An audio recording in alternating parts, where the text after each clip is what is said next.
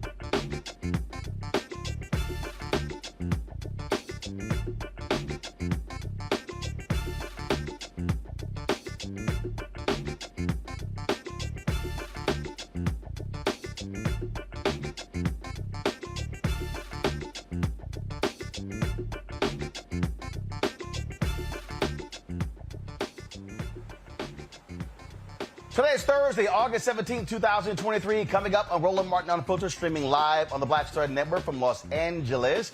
A Texas Trump supporter, a white woman, guess what? Arrested for threatening the life of the black judge in Washington, D.C. We'll tell you about those details. In Mississippi, 2 white men on trial for firing shots at a Black FedEx worker as a mistrial. What the heck is going on? We'll talk with Carlos Moore, the attorney for that young man, to figure out what is going on. BET will not be black-owned. Paramount pulls the offer off the table. I will walk y'all through why it was smart for the black bidders not to give Paramount the $3 billion they were asking for, because it simply didn't make any sense. Also, North Carolina Republicans, they now have a veto-proof majority in the legislature. Guess what the first thing they do? They pass a voter suppression bill. That's what they do. And so we'll talk about that. Plus, Georgia, authorities there are not happy at all with threats from Donald Trump supporters against the grand jurors. They say, we're coming after y'all. It is time to bring the funk. I'm Roland Martin Unfiltered on the Black Star Network. Let's go. He's got it. Whatever the biz, he's on it. Whatever it is, he's got the scoop, the fact, the find. And when it breaks, he's right on time and it's rolling. Best believe he's knowing. Putting it down from sports to news to politics. With entertainment just for kicks, he's rolling.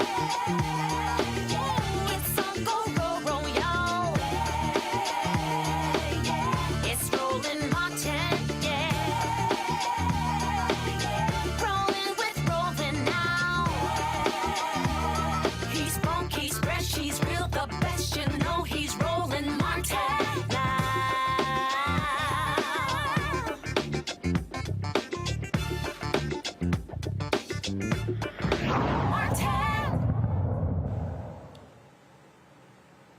A judge in Mississippi said he had no choice but to declare a mistrial in the case of 2 white men who were on trial for shooting at a Black FedEx worker.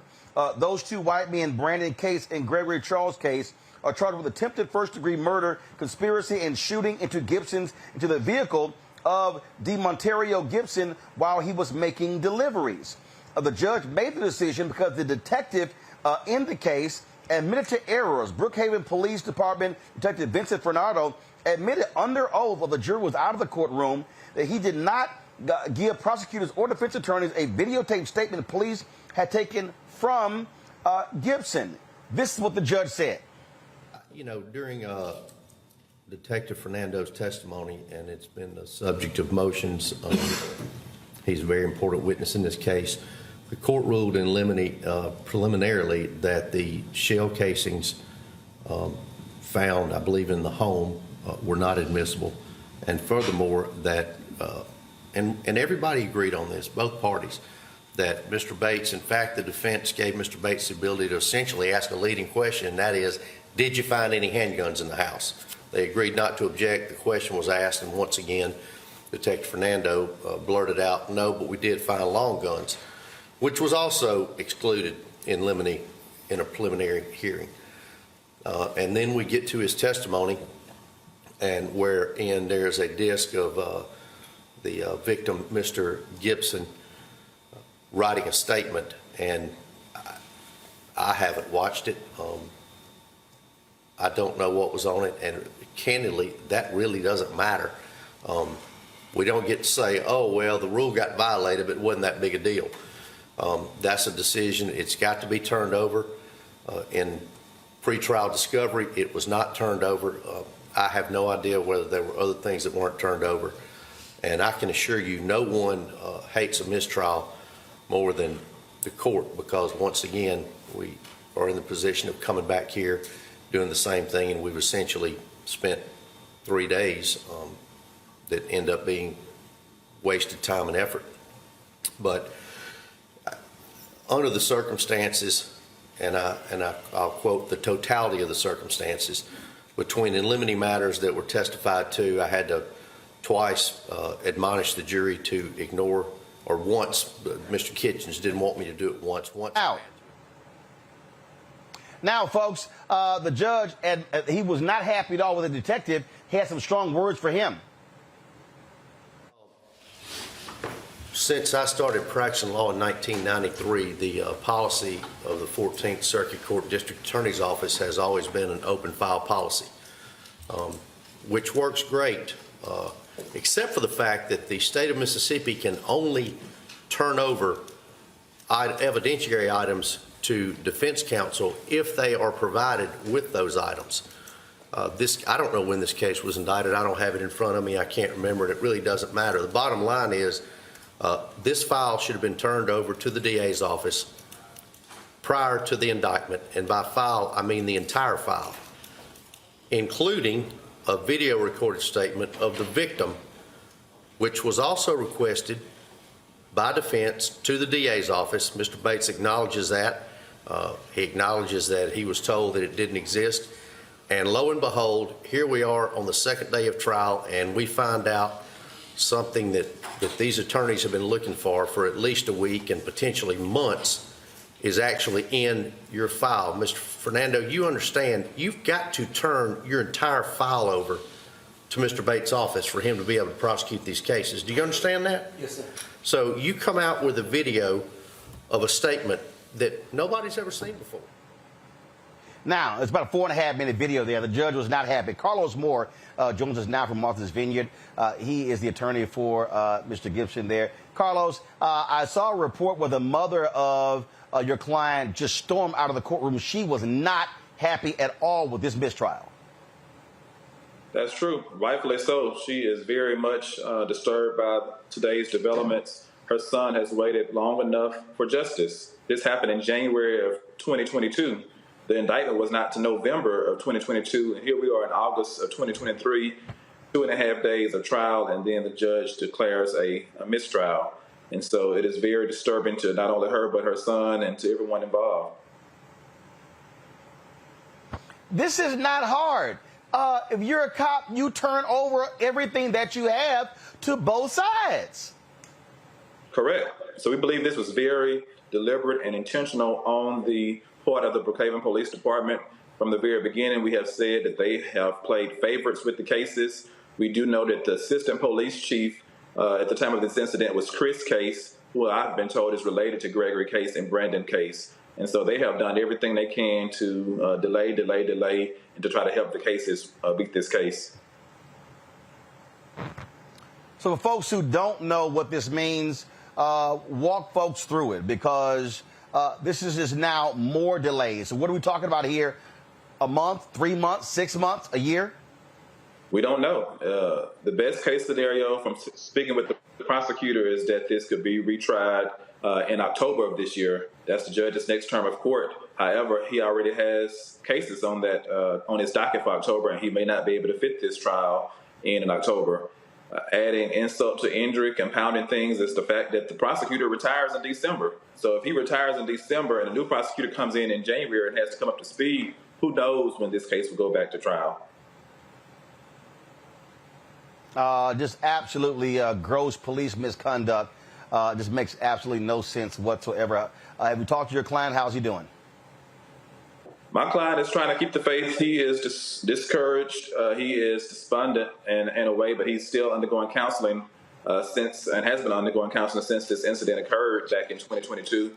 But he is not going to give up. He does know that justice delayed does not equate to justice denied each time. And he believes that at the end of the day, once a fair and impartial jury is seated, that he will get justice. And he's willing to fight for however long he has to fight until that day comes.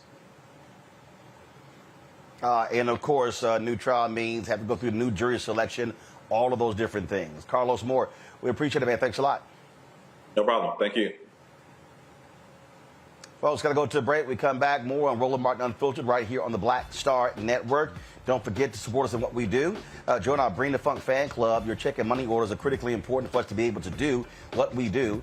So send the check and money orders to P.O. Box 57196, Washington, D.C. 20037-0196. Cash App, $ RM Unfiltered. PayPal are Martin Unfiltered.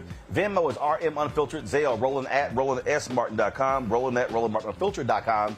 You can also, of course, download our Black Star Network app, Apple phone, Android phone, Apple TV, Android TV, Roku, Amazon Fire TV, Xbox One, Samsung Smart TV.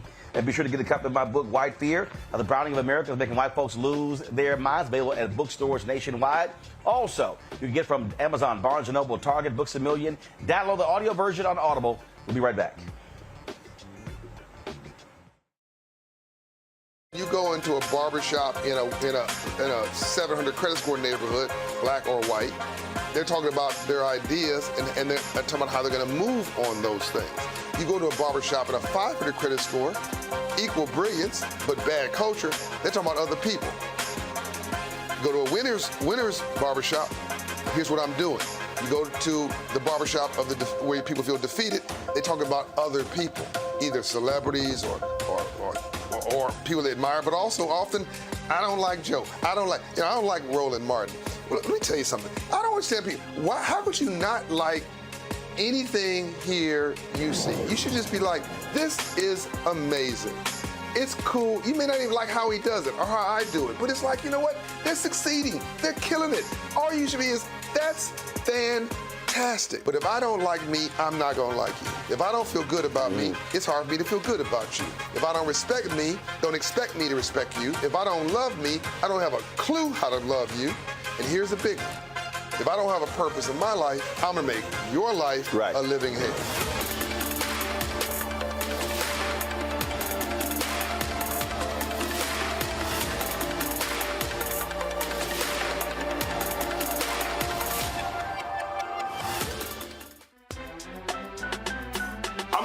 Muhammad, live from LA.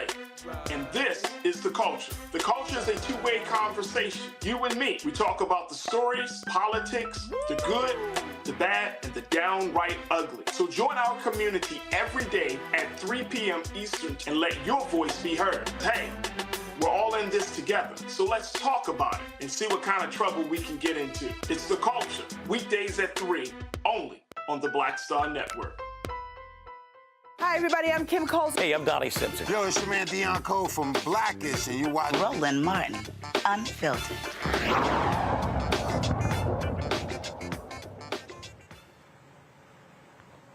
Folks, how many times have I told y'all Donald Trump is going to cause all of these crazy, deranged white supporters of his to go to prison themselves? Check this out. A white woman in Texas has been arrested for making dangerous threats to the judge in the black federal judge in one of Donald Trump's cases. This is absolutely crazy, this particular story here. And so, again, of course, Trump is facing charges in all kinds of jurisdictions. And one of them, of course, is there in D.C. But this woman in Alvin, Texas, first of all, she faces charges of threatening to kill the judge overseeing the case of Trump, the 2020 election case, and Texas Congresswoman Sheila Jackson Lee. A federal judge ordered Abigail Jo Shry to be arrested and imprisoned pending trial for calling Judge Tanya Chutkan's chambers at the federal courthouse in D.C., threatening to kill her. Shry left the voicemail for Judge Chutkan, calling her a stupid black slave before saying, "You are in our sights. We want to kill you." She also threatened to kill all Democrats, members of the LGBTQ community, and Congresswoman Sheila Jackson Lee. Shry warned investigators to be concerned that Representative Lee came to her hometown of Alvin. As a result of the threats, a protective order has been put in place limiting the disclosure of evidence provided by prosecutors and Trump's legal team. Now, in addition to this, in Georgia, Fulton County, MAGA supporters of Trump, they literally are doxing and threatening the grand jurors who indicted him there. The sheriff at Fulton County has made it clear that they're investigating any and all of these threats as well. I want to bring in my panel right now, talk about this here. Dr. Greg Carr, Department of Afro-American Studies, Howard University. Glad to have him with us, back in his familiar place with all the books behind us. He's been in Egypt the last couple of weeks. Candace Kelly, legal analyst, South Orange, New Jersey. Glad to have Candace back on the show. Lauren Victoria Burke, Black Press USA, they're out of Arlington, Virginia. Candace, I'm going to start with you. Do these idiots not understand you threaten a federal judge and you threaten a congresswoman, your ass going to jail. They don't understand that. And the reason they don't, Roland, is because their leader is doing the exact same thing. And that's what they're following. They're following the leader. They don't even understand the implications. You know, the one woman that we're referring to that threatened the judge and threatened the representative, she said, listen, I really wasn't going to do that. I wasn't going to go to D.C. But she did add, but if they do come down here, if I do see Lee down here, well, then I will get her. She didn't even have the wherewithal to understand what she was saying in the midst of potentially being arrested. And again, that is because what we see Donald Trump doing to the grand jury, doxing people, making sure that people know everybody's information, setting it up, saying that, hey, everybody's fair game. And no one has gotten him yet, and that's why he's going to continue to do this until he is actually stopped. I think what's most interesting about this is if you look at other cases, in New York, for example, you can't dox somebody on the grand jury because they don't show the names. In the rape case that he was involved in, and he was found guilty of assault, there were no names that were revealed on that grand jury, and that is because of the simple reason that you want to keep these jurors safe so that they can carry out the law in a way where they won't feel threatened. So I'm not sure why in this particular case, which was so sensitive and racially charged, they didn't just request the grand jury members' names not to be revealed, which they could have done, but for some reason they didn't, and here we are. Well, it's interesting because, Lauren, you actually sent me a text about this. I immediately looked into it, and that's actually the law in Georgia. When an indictment comes down, I was shocked by that because normally grand jurors are private. You don't know who they are. But in Georgia, when they indict, they literally, their names are listed. Yeah, I was shocked by that. I actually thought, when I sent you the text, I actually thought that was a mistake. I thought they'd made a mistake and revealed the names. And then, of course, you went and researched and found that that was the law in Georgia. I was really surprised to see that. And as Candace just said, I mean, you know, the idea that you would put these people's names out and think that they weren't going to get threatened, you've got to be living in another world, an alternative universe to be thinking that. Donald Trump is intentionally trying to incite his supporters to violence. That is what he's doing. I give you January 6, 2021. That's what he's doing. He wants to get people riled up. He's putting out lies about Fani Willis. He's been doing this the entire time. And at some point, someone's got to sanction him. It's a question of who is going to do it. I put my money on Judge Chunkin, but who knows? I mean, I just think that this idea that we're sitting here acting like we're dealing with a normal person, he knows exactly what he's doing. He knows exactly what he's trying to incite. He is going to continue to do it until someone stops him. This is the game that he always plays. And for some reason, Merrick Garland and all these people can never find the guts to do anything. I think it was Nicole Hannah-Jones the other day put out on Twitter a pretty good question. And somebody put out that, you know, if this was some gang leader in some drug case and they did this, there is absolutely no way that that would go for more than 48 hours without some sort of court order coming out. I have absolutely no idea why everybody's waiting for something to happen to do something.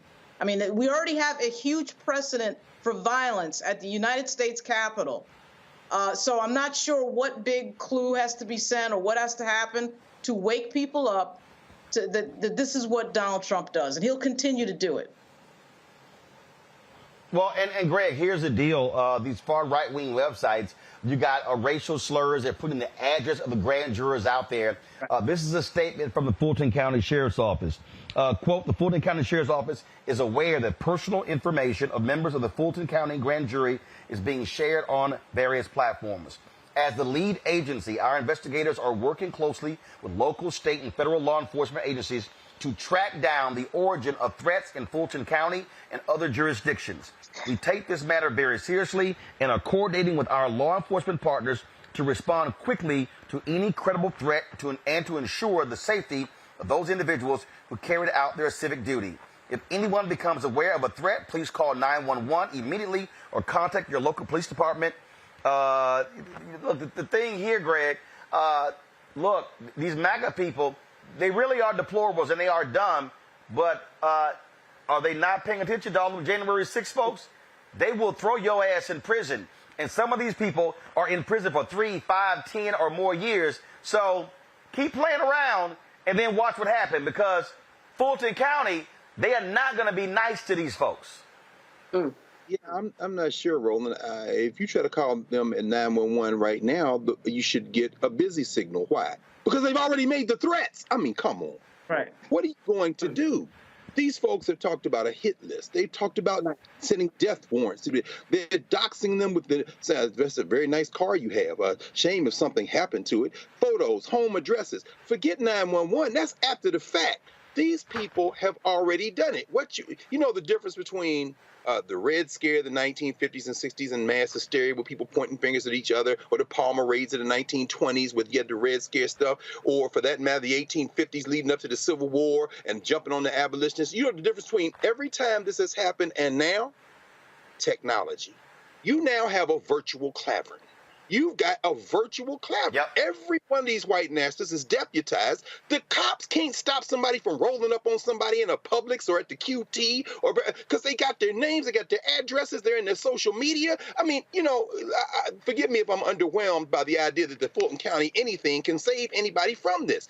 And correct me if I'm wrong, Candace, but the feds don't allow you to name the grand jurors. Now, you know, and then that's how you protect grand jurors. The state of Georgia, and I'm sure if we do a little digging, and I'm going to try to do a little digging and find out about this, there's got to be some Jim and Jane Crow reason why they allow you to name grand jurors at this point. I wouldn't be surprised if it doesn't go back that far.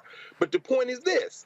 Once you have put somebody's name in the street on social media, they are not safe. And so the other thing I would say is in the federal indictment, Donald Trump may have already violated the terms of his release by threatening witnesses. So if they wanted to lock him up now, there's probably a case to be made that he could already be locked up. But, you know, again, as you say, Lauren, they just don't seem to want to push the envelope, even when they have every legal right to do so. Well, Candace, look, here's the deal. Georgia is a little bit different. Remember, for the longest in Georgia, if a police officer was being investigated by the grand jury, they had the right to sit in on all grand jury proceedings, including if witnesses were on the stand. That law was only changed a few years ago when people discovered it, when the Black Lives Matter protests were happening. And people were like, what the hell? This is crazy. And so this is the kind of nonsense we do see in a lot of these states. Yeah, and it is on a state-by-state basis, and that's why we are here specifically in the state, because of the particular penalties that go along with it. There's more of a chance, obviously, for Trump to go down. But when we look at this and you talk about the law that used to be on the book with the police officers, this is all intimidation. And what this does in the future is other people who are in Fulton County, who are in Georgia, once they see this happening and a lack of anything happening, they're going to say to themselves, I don't want to be on the grand jury anymore. I'm not going to respond to anything that comes in the mail. And that interrupts the whole process so that people who look like you and me are stopped because of things like this that people are not taking care of. Greg is correct, and that is that Trump has already done things that are offenses that are worth people going after, that the police should be getting involved in at this point. But there's this whole thing about, making sure that they keep him in kind of his own lane, keep him away from the fray so that he doesn't use this as some type of a campaigning tactic. And they're really trying to balance things. I think that's what's going on right now. But he definitely has done things just like this woman, nonetheless, that are wrong and are offenses that he could be and should be penalized or arrested for. Well, keep in mind, you have several people who are indicted with him who literally tried to intimidate those black poll workers in Georgia and went to their homes. This is what they do. Hold on one second. We come back because there are other members of the deplorable MAGAs who literally are threatening political violence and calls for a civil war, but they've been calling for that. Again, the Civil War never ended, y'all.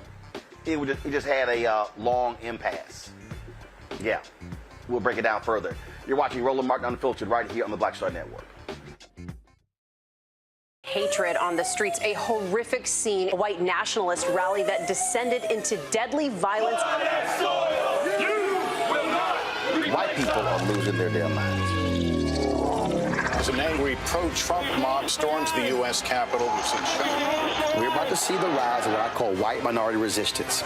We have seen white folks in this country who simply cannot tolerate black folks voting. I think what we're seeing is the inevitable result of violent denial. This is part of American history. Every time that people of color have made progress, whether real or symbolic, there has been what Carol Anderson at Emory University calls white rage as a backlash. This is the rise of the Proud Boys and the Boogaloo Boys. America, there's going to be more of this. Here's all the Proud Boys, guys. This country is getting increasingly racist in its behaviors and its attitudes because of the fear of white people. The fear that they're taking our jobs, they're taking our resources, they're taking our women. This is white fear.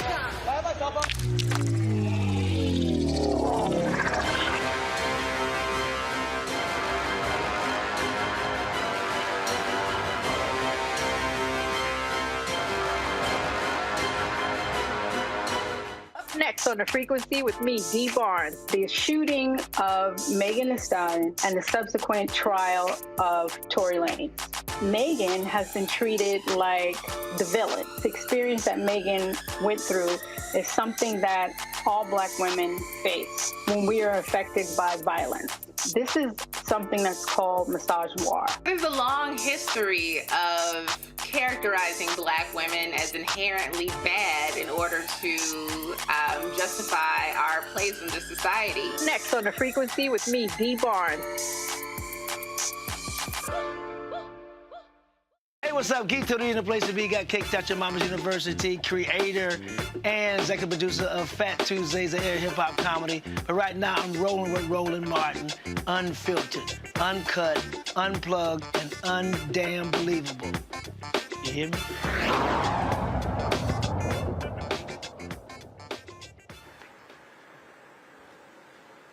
A state rep in Michigan, Matt Maddox, sparked a lot of controversy on social media with his remarks, "Free the 16 electors poolside party" at his home. In an audio recording obtained by The Messenger, Maddox warned supporters that a civil war could erupt or that people would get shot if the government continued targeting conservatives. Listen. Love you all, and thank you for being here tonight and supporting us. It's been difficult for Michonne and I, and I talked to Wes, and I said, Wes, if the government continues to weaponize these departments against conservatives and the citizens that are then the taxpayers, what's going to happen to this country? Does anyone have any idea if this doesn't stop? We're going to take your building away from you and tear it down without your permission. No, what's going to happen? No, what's going to happen before that? Yeah, the goal is communism, right? Or Marxism. The Democrats' dream, right? But what's going to happen before that? Someone's going to get so pissed off they're going to shoot someone. That's what's going to happen. Or we're going to have a civil war or some sort of revolution. That's where this is going. And when that happens, we're going to get squashed. The people here are going to be the first ones. Okay. Come on in. If you're ready for your close-up, Michonne, you're being honored for being an elector. So give her a round of applause. Michonne rules. All right. Thank you, Michonne. Other electors here, but I didn't want to out them. They're just among the crowd, and I didn't know if they wanted to say anything. But it's really better for none of us to say anything. Which is hard, because I like to say shit. They're dismantling the Trump campaign, one person at a time. Michonne's the person in Michigan. She's a target. Number two, they're going to cheat again. You guys know that, right? Yeah. They're never going to stop cheating. And who agrees with me that they did cheat their ass off? Okay? 100% everyone. And what they're doing here, the things that the electors did were things that have been done before. Okay? That's all I'm going to say. And they're trying to take away our right to appeal an election or to question election. Okay? They want to make damn sure that anyone who questions the election or disputes the election in 2024 is threatened by what they're doing to our electors and other people throughout this nation, that you will not say anything. You are going to shut the F up, and you are going to walk into that gas chamber. That's what they want, okay? Because that's what's coming first, though. Yeah. And so what we're going to do, speaking of dividing and conquering, my goal is to get a resolution up to impeach Dana Nessel. She has has obviously committed corruption with this corrupt prosecution. The law is there. Now we need to get the Republicans on paper to sign the resolution to impeach Dana Nessel. We're 56-54, guys, but we have 2 state reps running for mayor. Westland and... Against her. Yes. Not against me. Not against me. Oh, okay. Westland and Warren, Weiss and Coleman. Oh. And both of them have a good chance. I don't want to handicap it for them. Coleman wants my vote. Let's just say that. So we want you to vote for him. And anyway, so if both of those go, for 6 months, we're 54-54. And we have recalls that are going on in our state. If a few of these Democrats are recalled, it's even less than that. So don't lose heart. Don't think that all is lost. We're very close in the House of Representatives. We do have some work to do with trying to buck up some Republicans and trying to inject backbones up into them. But Matt and I will work on that if you just keep supporting us and keep praying for us and keep spreading the word and don't buy into the narrative. So why is Matt Maddox so upset? Well, it's because the Attorney General Dana Nessel actually charged Maddox's wife, the former co-chair of the Michigan Republican Party, with falsely claiming they were duly elected electors for Donald Trump. That's why they're upset, y'all. And so understand the thing here, Lauren, that people have to understand. These people have always threatened violence. They've always tried to attack people. That's what January 6th was about. They were saying it before that. They're angry and all this. Oh no, these people are wrong and we should. They're taking away our rights. No, y'all are just mad because y'all actually broke the law, and that's the deal. They don't believe in being held accountable again because their dear leader has never been held accountable. All of these people are taking their marching orders from him, and I'm gonna tell you who I'm also gonna blame here, Lauren. I'm going to blame the Mitch McConnells of the world who were gutless and afraid to impeach him because had they had the guts to do it, they would have sent a signal to the rest of these yahoos that he is evil and has no place in our political society. Yeah, Mitch McConnell had an opportunity to impeach him. Not only that, had they passed that impeachment vote, had he gone into his caucus and told them to vote for impeachment at that crucial moment, he would have been ineligible to run for president again. So the question of that would have been decided in that moment.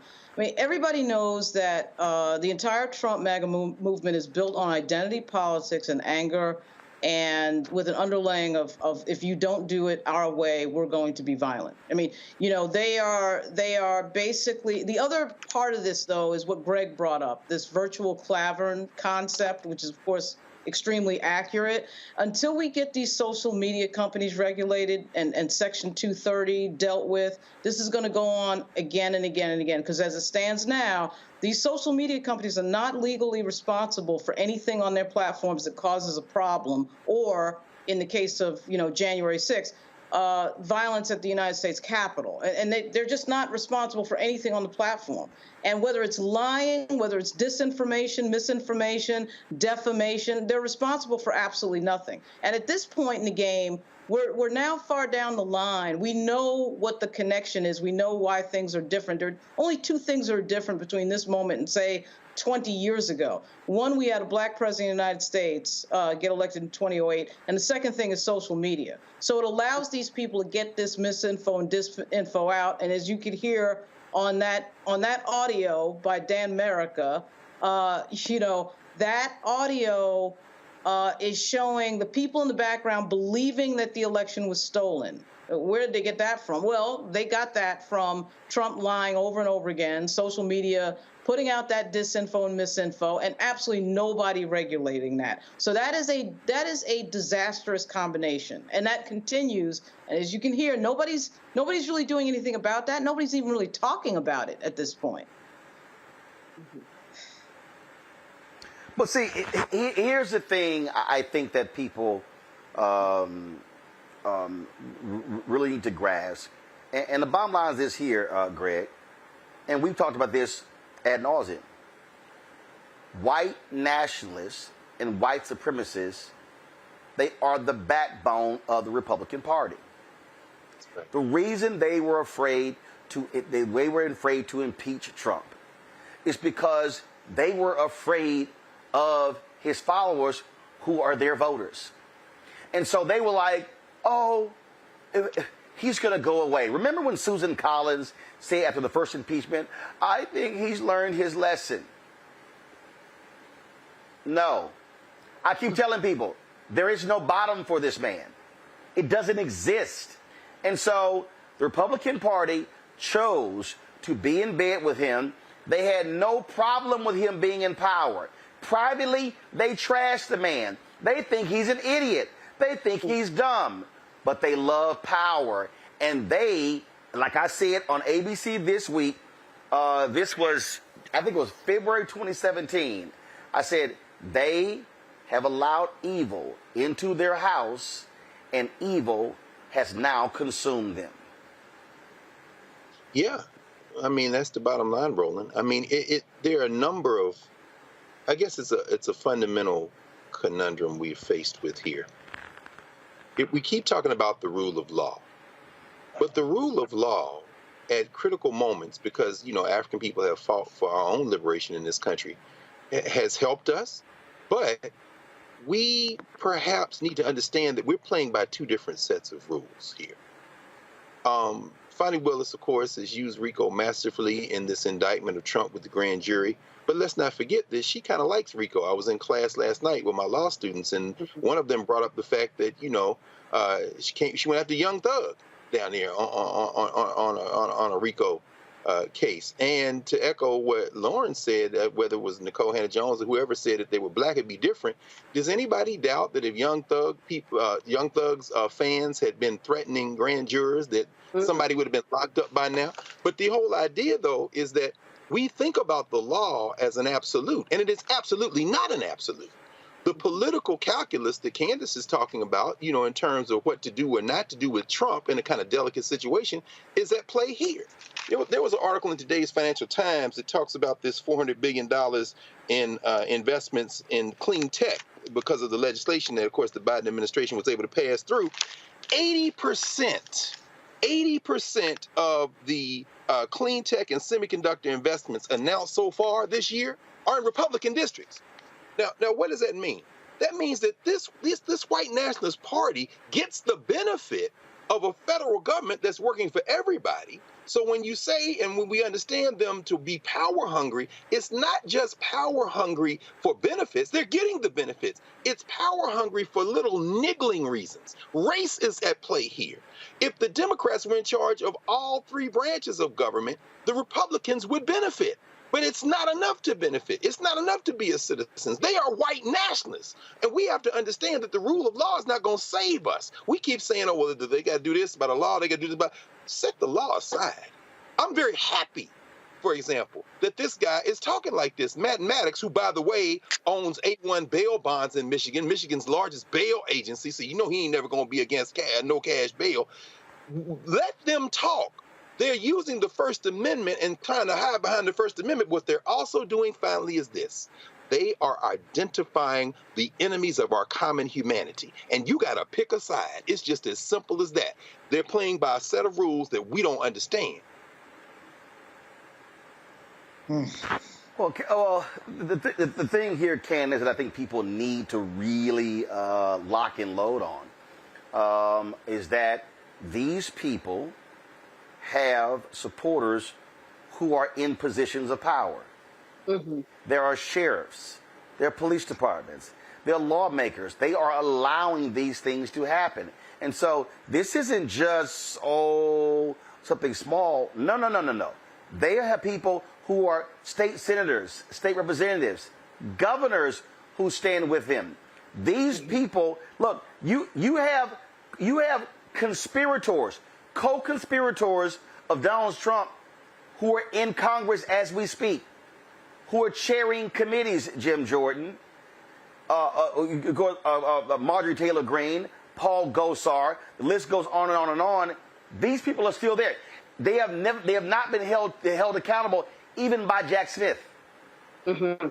Mm-hmm. Not yet, but if you listen to that audio that you just played a little bit earlier, there was a point where that fake elector was given an opportunity to speak, and she said, you know what, as much as I always like to open my mouth, I'm not going to do it right now. Now, that gives me a little bit of hope because of the fact that she knows the harm and knows the trouble that she is in right now. Now, that's not to say that that carries on to everything and is a cure-all, but she got the message that what she was doing and did is wrong, or else she would have been running her mouth just like everybody else on the audio clip. It is coming, and that's one thing about the law. It may not be kind of carried out in a way that we all look at as fair and just, but you do have to be patient to see. For those people who haven't read the indictment, to look at all the people that you're talking about, the 16 people that were the fake electors, and then the 19 people who were part of what Fani indicted, those 19 people.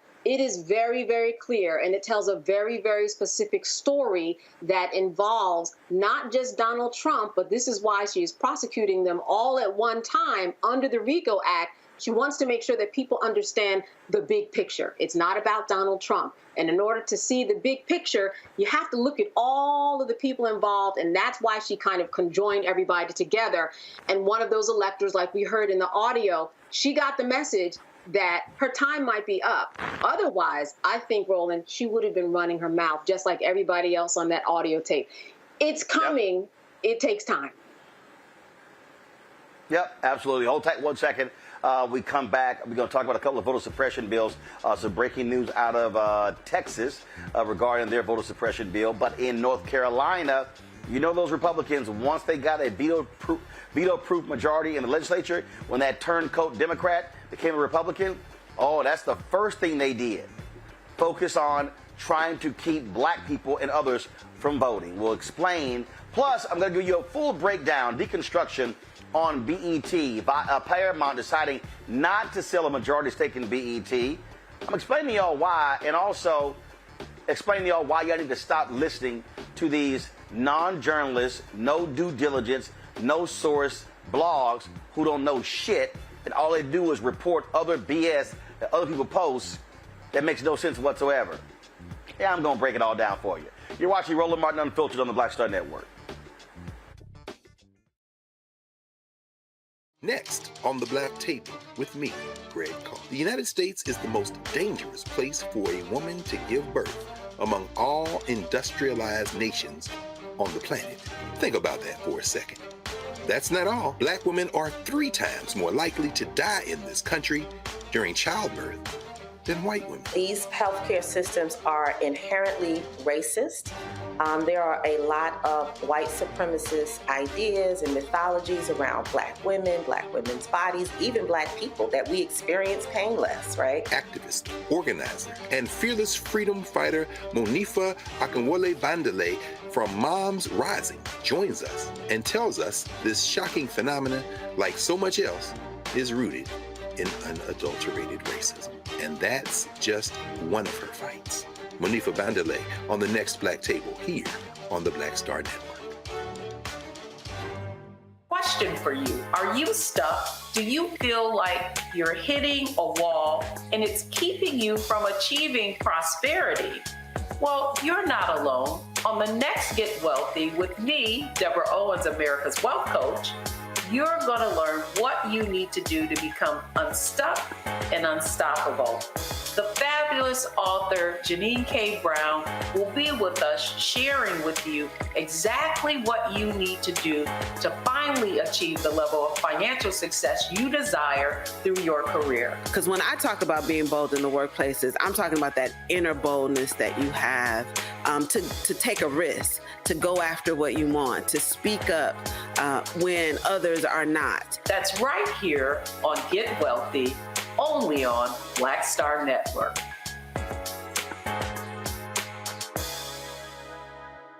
Hello, I'm Paula J. Parker.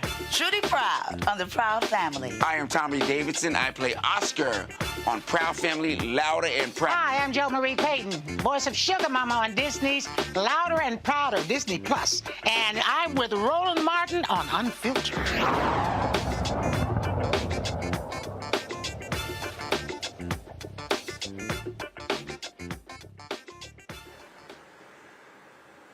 All right, folks, this breaking news from Market Live's Democracy Docket. Federal court strikes down a portion of the Texas voter suppression law, SB 1, that enacted new ID requirements for mail-in ballots for violating the materiality provision of the Civil Rights Act. More to come. So that was the case out of Texas. Now, in North Carolina, the Republicans there, they now control the legislature. Remember when that Democrat, that turncoat flipped to the Republicans, giving them a veto-proof majority. You've got a Democratic governor, but they now can overrule any decision that he makes. Well, guess what they've done? One of the first things that they've done, they passed a voter suppression bill. So this particular bill in North Carolina just shows you just how utterly ridiculous they are. And remember, these are the same Republicans. A federal court rule had a laser-like targeting of black voters. Okay, the courts previously have struck down their voter ID bills, struck down racial gerrymandering, struck down their racist policies. But now Republicans now control the state Supreme Court 4-3. That makes it easier for them to do their damage. So this bill would impose a variety of restrictions, banning private funding for election administration, shortening the timeline to return absentee ballots from 3 days after Election Day to 7:30 p.m.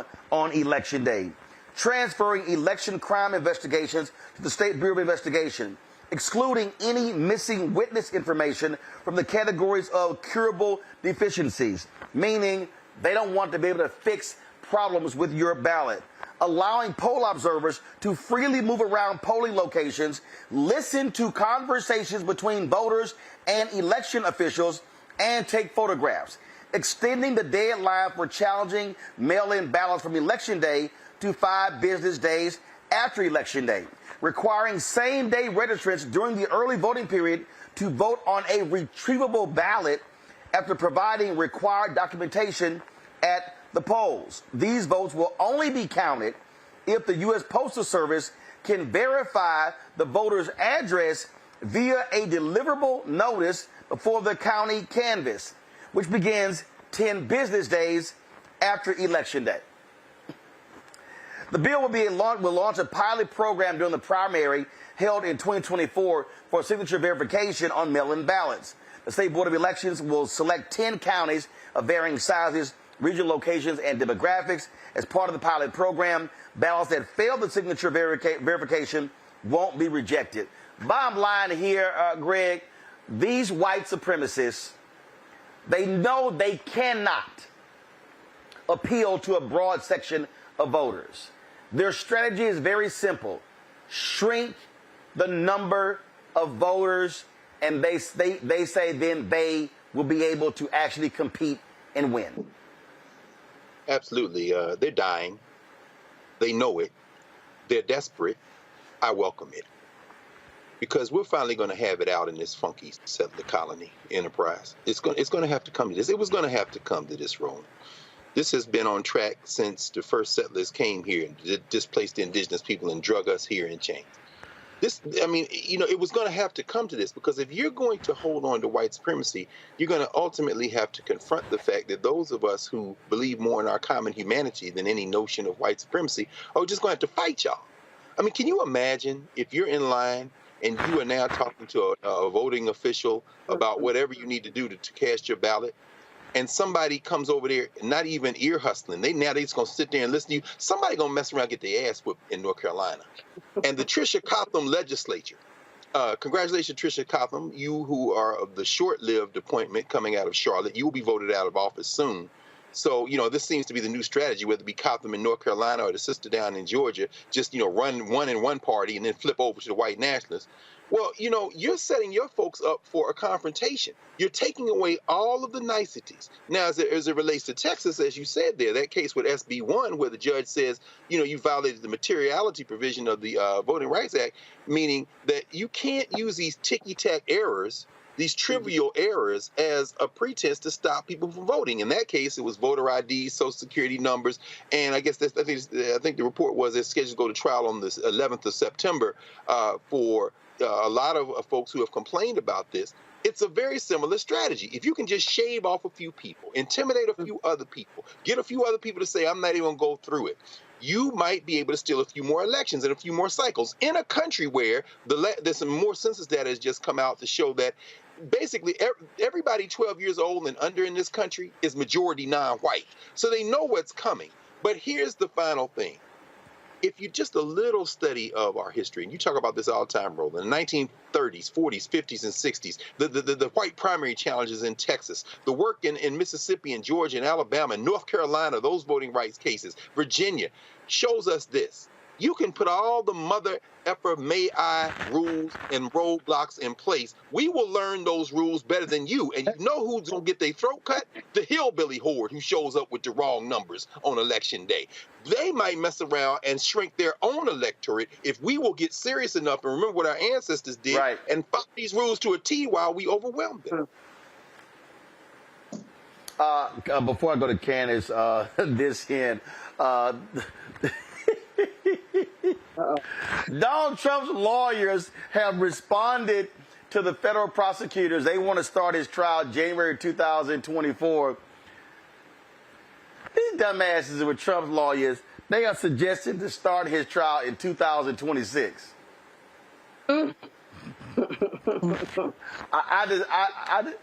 April of 2026.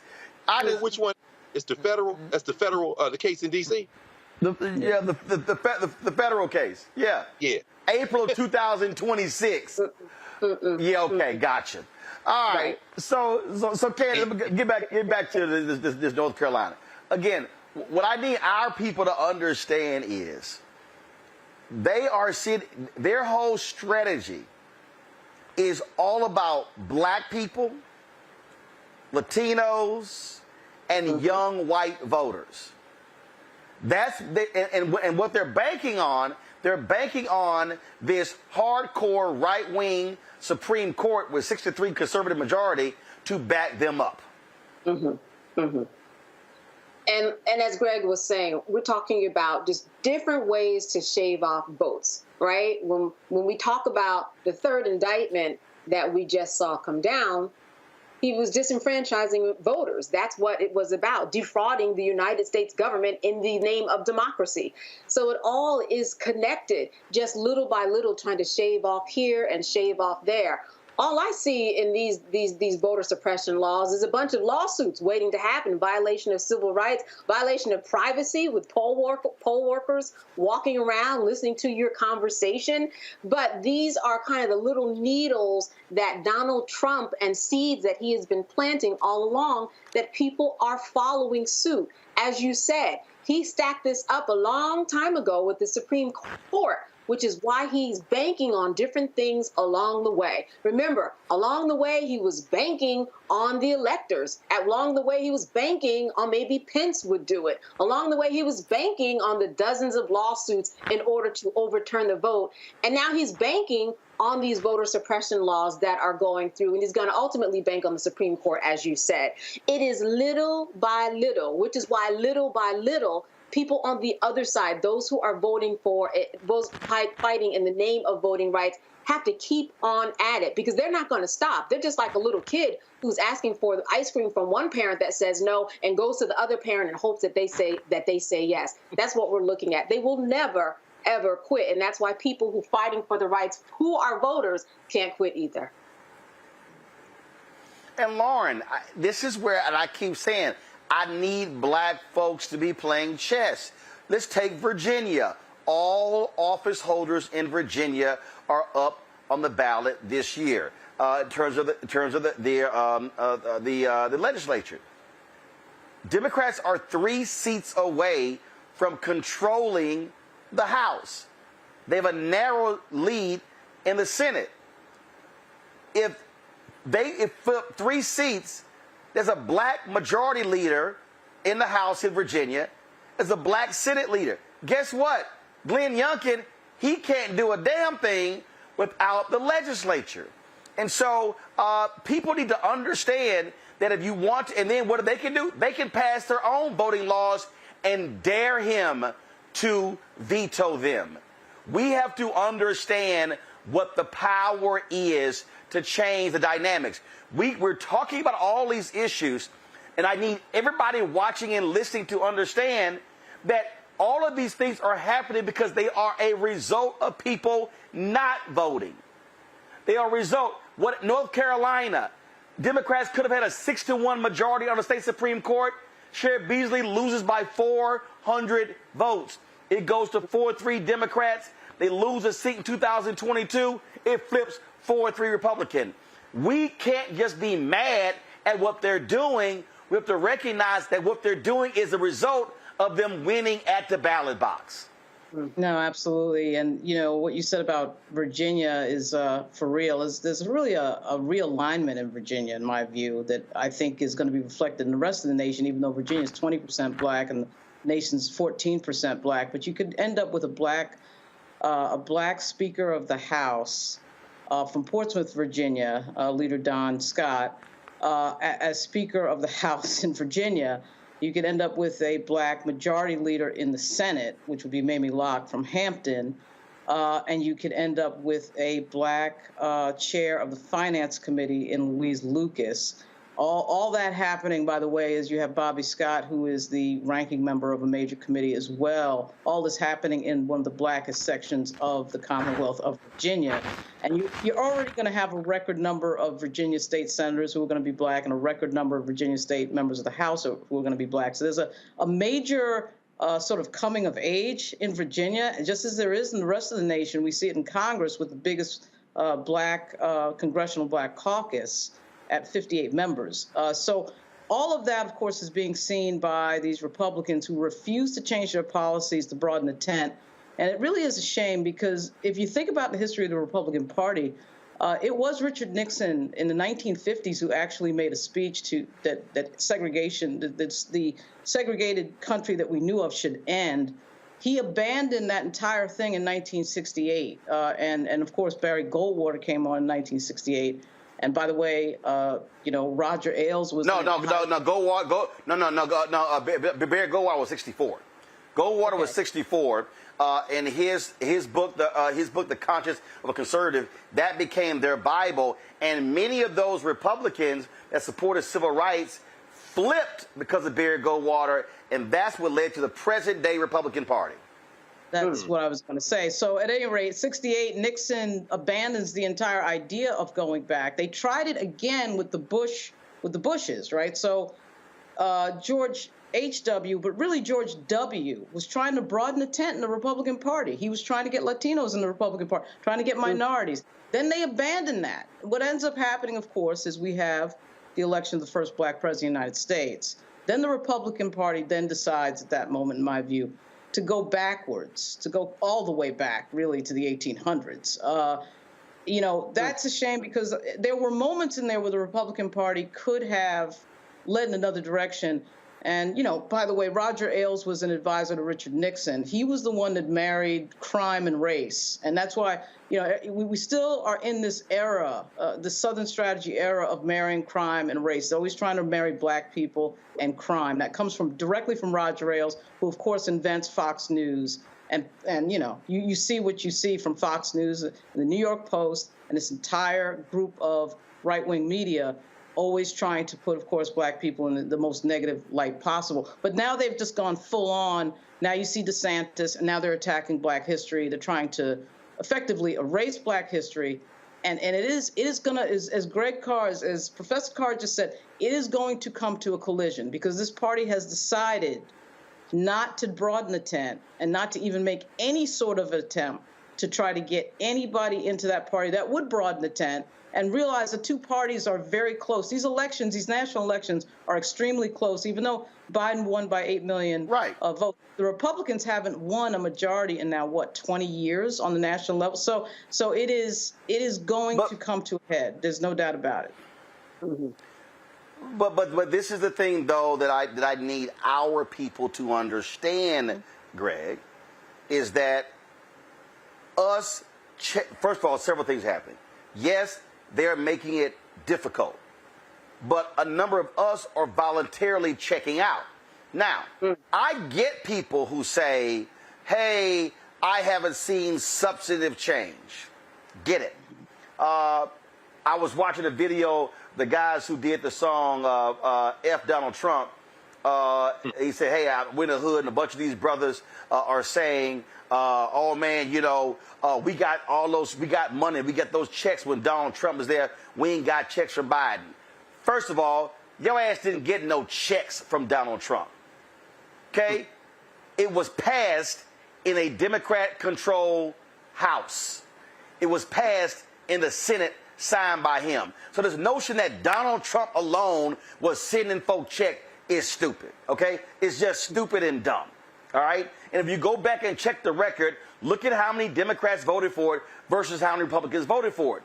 And so our people have got to understand that, again, here we are complaining after the fact, but if we check the hell out of elections, yo, they gonna keep running the table. And I just keep trying to explain to people, please, by all means, show me substantially. And I saw that fool Larry Elder was on the Breakfast Club today, just lying his dumb ass off. They were out there just to show me substantially what Republicans are putting on the table that is beneficial to black people. And I'm sorry, it is porous and it is a joke. And there is no way in hell, if you are a Republican and you are down with Donald Trump and MAGA, there is no way in hell I will remotely consider voting for you. Right. I mean, Roland, again, I mean, it's the importance of this platform. It's the importance of the work that you're doing. We have to use every tool in the toolbox. This is a full spectrum fight. We have to vote. We have to organize. We have to pool our resources. It's difficult for people to grasp, I think, for some of us to grasp anyway, the fact that facts don't matter. As I said, $400 billion in this tech stuff and you know, new jobs, and 80% of that money going to Republican districts, and yet Ron Johnson, a ghoul, can stand up in Wisconsin and claim credit for something that he voted against. All of these districts getting this infusion of resources, and when you tell them that everybody in the white nationalist party voted against these resources you're getting, it doesn't change a thing. We're faced with the fact that these folks have decided that they're going to throw caution to the wind because people are simply in this country not going to study. Facts don't matter. Today, another member of the Hillbilly Horde in Georgia, this Colton Moore, state senator in the 53rd district in Georgia, wrote to the governor saying that 3/5 of the legislature in Georgia want Fannie Willis investigated. They're going to try to take her out using legislation that passed through the Georgia legislature. And it's making the point you're making, Roland. When you do not register to vote and you do not exercise your franchise, you leave these hillbillies in a position to push through this kind of thing. And what they're doing, again, to reinforce what Lauren has been saying, they're creating a series of fail-safes. And what you've been saying, if they can't get you through the legislature, they'll get you through the courts, or they'll get you through the state house, the governor's mansion. And as Candace has laid out, what you see is then they will go full menu and take whatever tactic they need to stop you. We have to take that same approach. And part of that approach is making sure you're registered to vote. If for no other reason, if you don't vote, you can serve on a jury. We have to be more intelligent to this, but we have to recognize that facts don't matter. This is not a question of persuading people through logic. This is a blood sport that is speaking to the visceral, most lowest common denominator reptilian brain element of human identity. And I'll to give this here, Ken, as this again goes to show you how blatant these folks are as liars. This idiot, Greg Abbott, put out a tweet announcing a record $142 billion in total investment for Texas transportation infrastructure. Thanks to our booming economy, Texas is improving our roadways to meet the growing needs of our state. No, you lying ass. That's because of the Biden-Harris infrastructure bill that your party voted against. This is why what Biden should do is every damn announcement taking place there, that show up and slap your name on everything. This project is courtesy of Joe Biden and Kamala Harris. Same thing. See, this is the thing that there was a story that came out today and they were talking about Terrence Woodbury's information where there was a brother in the focus group who said, Trump got stuff done. No, he didn't. He lied. It's just some dumbasses believed it. But he kept talking about how great things he did, but it was an absolute lie. These folks don't talk about it enough. They don't actually brag enough. They think that's unseemly. No, that's what you have to do, because a bunch of Simple Simons don't know anything else. Well, I think one of the things that they're trying to balance, once again, just like the legal system is how much weight are we going to give these stories so that you can give more fodder for Trump to kind of latch his paws onto and make something about it in the media. And there's such a very fine line that you play when you play everything out in what ultimately becomes Trump's world. But what we're seeing right now is Trump's whole defense. I believe it, right? I believe that the infrastructure monies came from something that happened within the Republican Party, not the infrastructure bill that we know Biden has been working on and has been moving along. But if I believe it, and if I say it enough, well, then it was true to me. And if it's true to me, then that's okay. That's going to be my defense for everything. That's going to be my narrative for everything. Yep. That's going to be my reason to be. And that is ultimately going to be Trump's defense in this court of law. I thought it was true that I lost the election. And so when we see these types of people acting in the way that they do, it's all echoing what Donald Trump has been laying out for years. Just say it enough and people will believe. That's what we're seeing, his defense being played out. Yes. All right, folks, hold tight 1 second. We come back. I'm going to talk about Paramount pulling the BET auction. I'm going to walk y'all through what really went on here and why it was stupid for anybody to give Paramount the amount of money they were asking for. You're watching Roland Martin Unfiltered right here on the Black Star Network.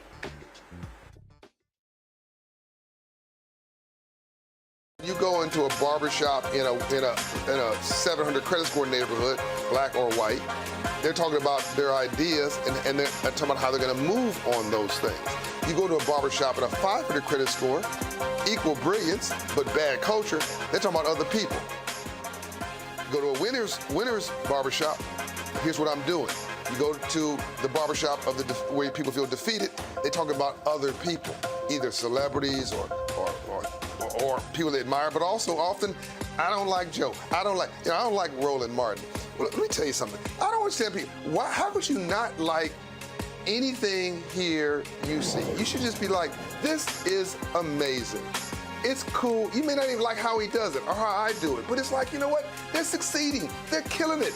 All you should be is, that's fantastic. But if I don't like me, I'm not going to like you. If I don't feel good about me, it's hard for me to feel good about you. If I don't respect me, don't expect me to respect you. If I don't love me, I don't have a clue how to love you. And here's the big one. If I don't have a purpose in my life, I'm going to make your life a living hell.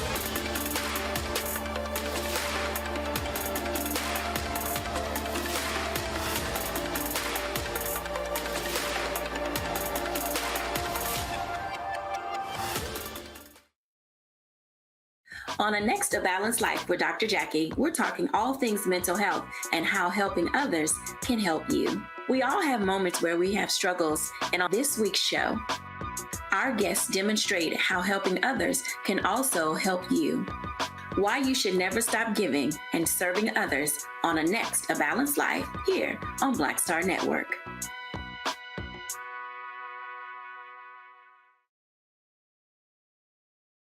Question for you. Are you stuck? Do you feel like you're hitting a wall and it's keeping you from achieving prosperity? Well, you're not alone. On the next Get Wealthy with me, Deborah Owens, America's Wealth Coach, you're going to learn what you need to do to become unstuck and unstoppable. The fabulous author Janine K. Brown will be with us sharing with you exactly what you need to do to finally achieve the level of financial success you desire through your career. Because when I talk about being bold in the workplaces, I'm talking about that inner boldness that you have to take a risk, to go after what you want, to speak up when others are not. That's right here on Get Wealthy, only on Black Star Network. Farquhar, executive producer of Proud Family. You're watching Roland Martin Unfiltered.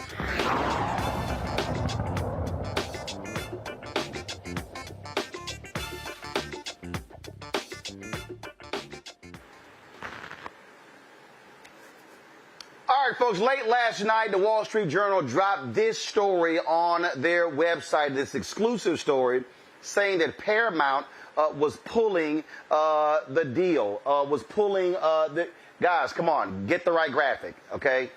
The Wall Street Journal article, okay, thank you. Paramount was pulling the auction of BET. And so what the article laid out, it mentioned that Tyler Perry, Byron Allen, Diddy, and others were bidding on the network. And that the sale of BT was not going to, frankly, help their balance sheet. Now, Paramount, based upon all available reports, they were looking to fetch some $3 billion for majority stake BET. Okay, that was idiotic, okay? Control room, pull the story up from the New York Times when BET was sold, okay? Now, remember, y'all, Bob Johnson and Sheila Johnson, co-founders of BET. They make the announcement, the selling of BET. All right? BET was sold for less than $3 billion. Okay? It was $2.34 billion and the assumption of about $500 million in debt. So, BET sold for slightly less than $3 billion. So think about that. BET sold years ago for less, was it 99? For less than $3 billion. And your Paramount, you actually thought somebody was going to bid on BET in 2023 for a majority stake for $3 billion? Anybody who would have given Paramount $3 billion for a majority stake, and not all of it, for the depreciating asset, is stupid. And like that's just a dumb deal. So I need people to understand what's going on here. They actually thought that black folks were going to overpay for the asset. Now, here's the whole deal. When you're selling these companies, you hope somebody overpays. You really hope somebody is dumb like Elon Musk, who completely overpaid by about, $20 billion for Twitter. We see how that's gone. The reality is no cable network is worth any of that. Who told us that? Bob Iger, the CEO of Disney. This is what he said last month on CNBC when it came to the linear assets that Disney owns. Are you staying? Well, let me start with the fact that I did like retirement. I highly recommend it, by the way. You're never going to get to it, Bob. Well, I mean, you did it for 11 months, and that was it. It was a good 11 months. And I came back to the company at the request of the board. It's a company that I started working at in 1974, 49 years ago when it was ABC, and we became part of Disney. And I obviously have deep passion for the company and in the business, and I care a lot about the people. After coming back, realized that the company was facing a number of challenges, some self-inflicted, some caused by changes in the business, large-scale disruption of certain parts of the business. And while a lot of work has been accomplished in the 7 or so months that I've been back, the board believed, and I agreed with them, that there was a lot more work to do. And the timetable that we had initially established, which was 2 years, seemed like it was putting undue pressure on us, even though we're getting at the work really quickly, but to accomplish everything we want to accomplish. So in part it was designed for continued stability and continuity, and also to give a team of very talented executives who work with me time not only to help me through what is a challenging period, but to develop themselves. Yeah. We sat down in February. You'd been back a couple of months. And I did ask you if 2 years was too short a time. And you said, quote, you can get things done very quickly. Setting the company up for success is what you were talking about. So I wonder, did something change in your calculation of how quickly you can get things done? Well, we've gotten a lot done very quickly. Significant cost reductions, a complete realignment of the company in terms of its structure. Right there, significant cost reductions.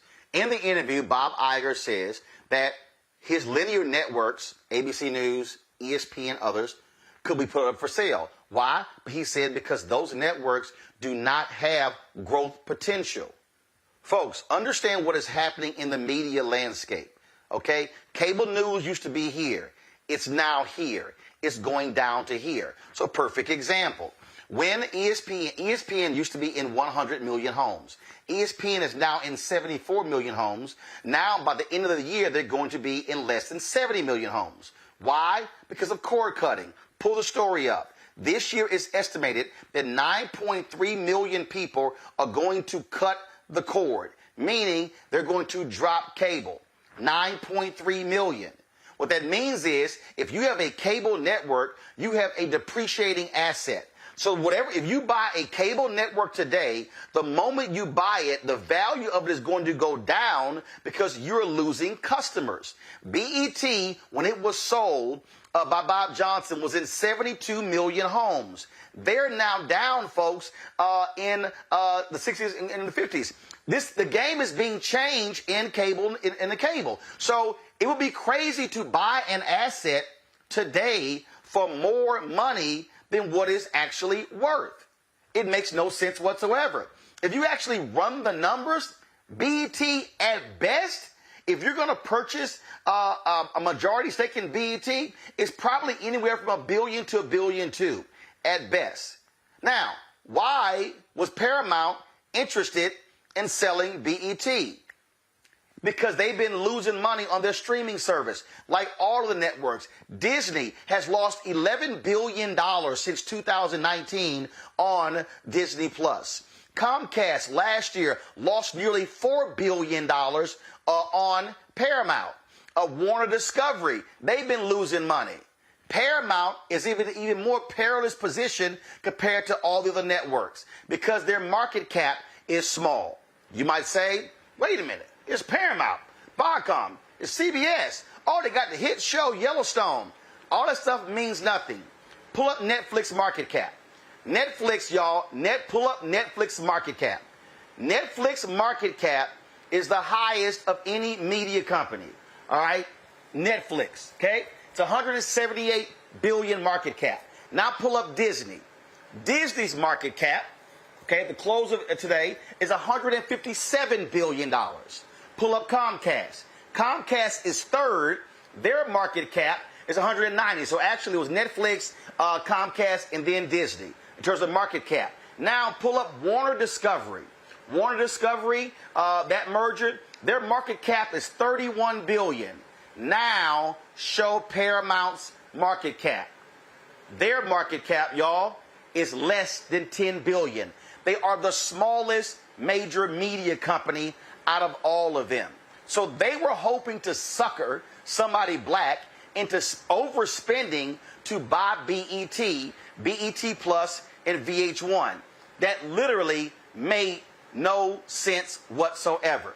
Now, a bunch of people out there have been commenting all day because they were like, oh my God, I thought Tyler Perry had bought the network. No, that's because a ridiculous website called The Streamer, which I've never heard of, put out this bogus report a couple months ago saying Tyler Perry buys BET.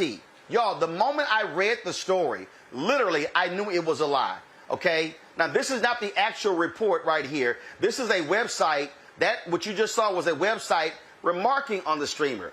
Well, guess what? If you go to The Streamer's website right now, you're going to see a 404 error because they took down the story. Everything in the story was a lie. I literally read it and I said, this is all a lie. But guess what happened? All these dumbass blogs and all these black bloggers, they all put it out there. So it was flying all across the internet. Hollywood Unlocked and all these people, B. Scott and The Source, everybody and their mama was posting. I'm like, y'all, stop posting lies. They were all lies. The first line of the story said Tyler Perry buys BET from Paramount Viacom. Price wasn't disclosed. Y'all, Paramount's a publicly traded company. They had to disclose the price. Then the fools put in the story, Paramount is hemorrhaging money. They lost $400 million last year. That was stupid. It lost $500 million in the last quarter. It's like, where do y'all even get this from? And this is one of the biggest mistakes that we're seeing in black-owned media and black-targeted media. that we got a bunch of non-journalists who have no sources, who do no due diligence, who do no fact-checking, who put this stuff out to the public, and they know nothing about what the hell they're talking about. And that's what I keep telling y'all. Stop listening to people who are not credible, who all they do is repeat what other people say. I can't stand all of those Instagram black media companies who all they do is just, hey, so-and-so is reporting. They don't even pick the phone up to double check anything. And so that's what you were dealing with right here. And so you had Byron Allen in the process. You heard possibly Group Black, Shaquille O'Neal, Kenya Barris, 50 Cent. You had a whole bunch of people whose names were thrown out there. Most of those people were not actually involved in this particular deal. And so Paramount now pulls it off of the table. BET is not going to be black owned. I wouldn't be surprised if they try to do it a little bit later, but here's the whole deal here. Anybody who tried to buy that network would have been crazy to spend that amount of money. It's smarter, frankly, if you're Diddy, why would you bid $1.5 billion, $2 billion on BET when you already own Revolt? It's smarter for you to take a tenth of that, 100 million, 200 million, and invest it in Revolt and build Revolt out to be a digital operation. Folks, understand what's happening in the cable business. It is dying. The numbers are going down, and those customers are not coming back. The best thing you can do is try to hope you switch them over to BET Plus, because people are no longer watching linear television, broadcasting cable like they used to. The costs are also a lot higher. And so that's what you're sitting here dealing with. And so I need people to I see all this stuff. I saw some idiot, what's that dumbass Black Millionaires, and I've dealt with them before. And again, and I'm calling names out because names need to be called. They posted some stupid tweet, the speculation. Anytime you see somebody throw out the speculation, stop following them because they don't know what the hell they're talking about. So that was this. So let me see if I can pull it up, because I smacked them upside their head with it as soon as I saw the tweet. Oh, here it is.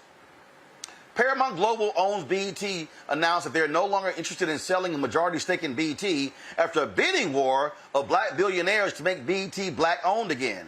Quote, many are speculating that it was a publicity stunt to get black people back watching BET. Black millionaires, y'all are idiots. Y'all are idiots. And you know what? No one should be following y'all. That wasn't the speculation. People are like, oh, they were doing this to get us to watch the BET Awards. You were already watching. That wasn't it. It was an actual deal. It was an actual offer to try to get the bids. But they got suckered into people throwing out crazy numbers when BET was never worth those numbers.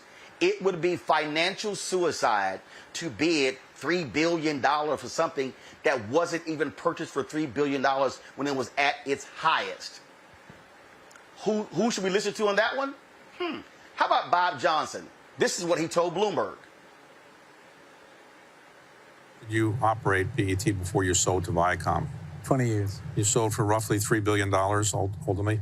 So in hindsight, had you held on longer, would it be worth more today, or would it be worth less today because the cable world's changed so much?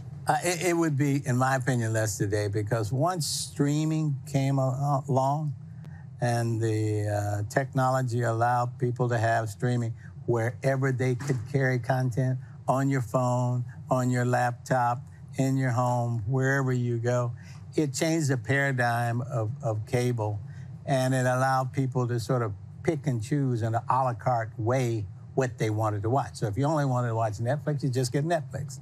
Cable, you were paying for a bundle, even though you didn't watch all of the channels. So some people were paying for, if you weren't a sports fan, you're paying 30 cents, 30, 40 cents, whatever it is now, for ESPN. But if you never watched ESPN, you had to pay for it because it was part of a bundle. Actually, you're not paying 30 or 40 cents for ESPN. You're really paying anywhere from $8 to $10 for ESPN. See, here's what people don't understand. When you get your cable bill, you know why your cable bill is so high? It's because most of these cable networks, they're being paid per subs. Meaning, the cable companies are negotiating with the cable networks, and so they say, okay, we're going to pay for this. So all y'all people, everybody out here, you have cable and you hate Fox News, you're subsidizing Fox News. You didn't realize that, huh? Yeah, you are subsidizing Fox News. Because if Fox News is in 80 million homes, and Fox News has negotiated a $2 per sub carriage fee, that means, pull your calculator out, that means 80 million times $2, that's what Fox News gets per month for the cable companies per year for the length of the contract. Yep. BET has a carriage fee. BET's carriage fee could be 25 cents, 30 cents, 50 cents, whatever it is. But just understand in terms of the financial reality. So when cord cutting happens, meaning you say, I'm cutting my cable, that means that the cable companies are losing you as a subscriber, which means that the cable networks are losing subscribers. Pull up the Comcast story.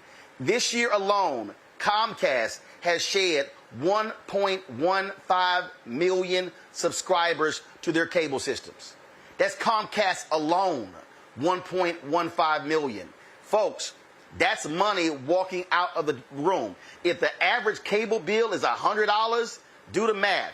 1.15 million times $100 times 12. That's how much money Comcast is losing, and then the networks are losing money. So if you look at BET, the future of BET or any other cable network is going to really hinge on what is their digital strategy. So BET Plus, owned by Paramount, is not a part of Paramount Plus. Why? Because first, Tyler Perry owns 25% of BET Plus. That's one. Two, they actually are appealing to a different customer base. And so when you run those numbers, it makes sense to leave them as a standalone. And so what people have to understand here is that this is all a numbers game. This is a pure numbers game. And so through all the speculation, the white folks didn't want it to be black owned, the white folks, no. They would have sold that sucker to anybody had they come along and put the big number on the table. Because you know who's trying to do the exact same thing? David Zaslav over at Warner Discovery. Oh, if somebody came to David Zaslav right now and said, I'll pay you $20 billion for CNN, he will sell that sucker in a heartbeat. Why?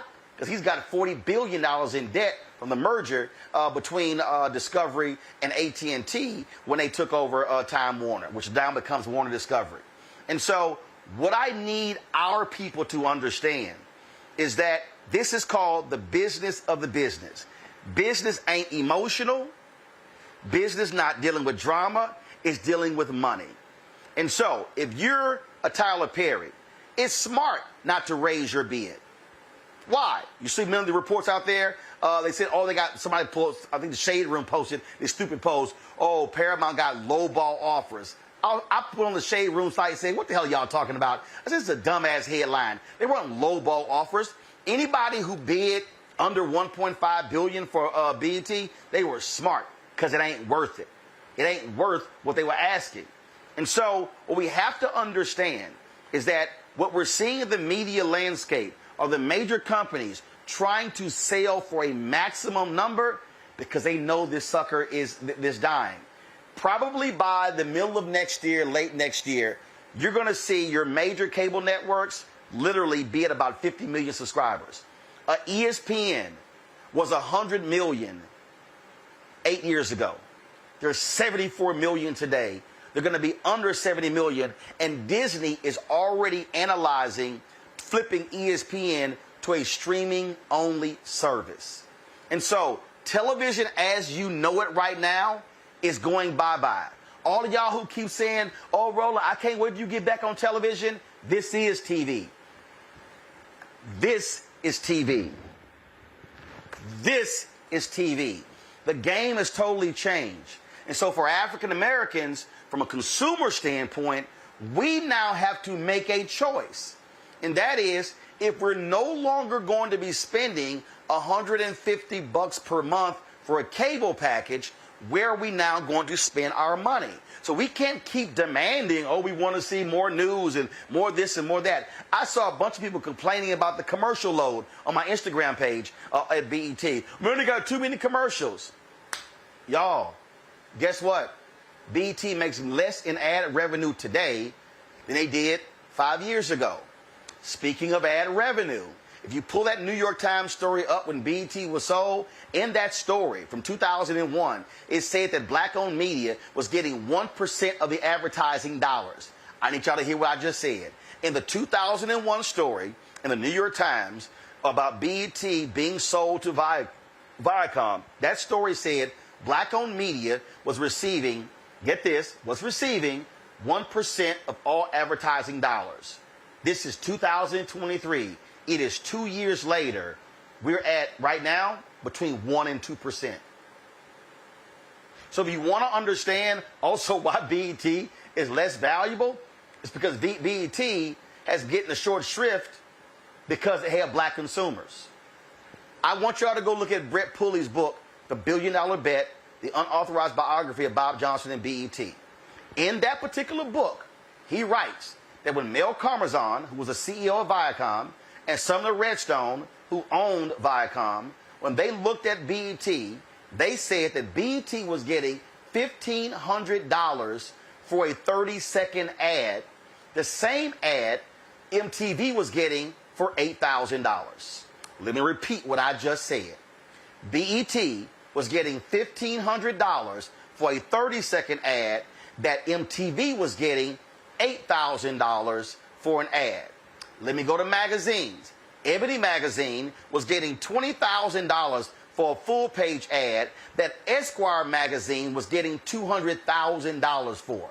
So, the advertising industry has said, black people, you are less than white people, because we are going to spend less money on you to attract you than we are the white consumer.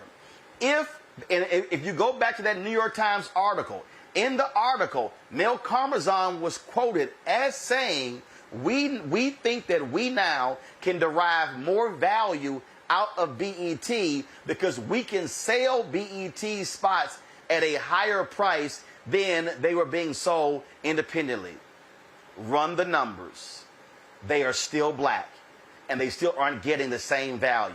And so what I want us to do is to understand why the business of the business matters. I want us to understand it's not as easy. People say, well, Tyler should just get with Oprah and launch a network. Oprah launched a network with Discovery. It was 50-50. They spent $381 million their first year. Guess what? Oprah has now sold her equity stake in OWN, and the Warner Discovery owns all of it. I think she maybe kept 5%. Bottom line is they own 95% of it. And so understand, oh, Magic launched a network. Nah, no, he didn't. Magic don't own Aspire. Okay, white-owned company owns Aspire.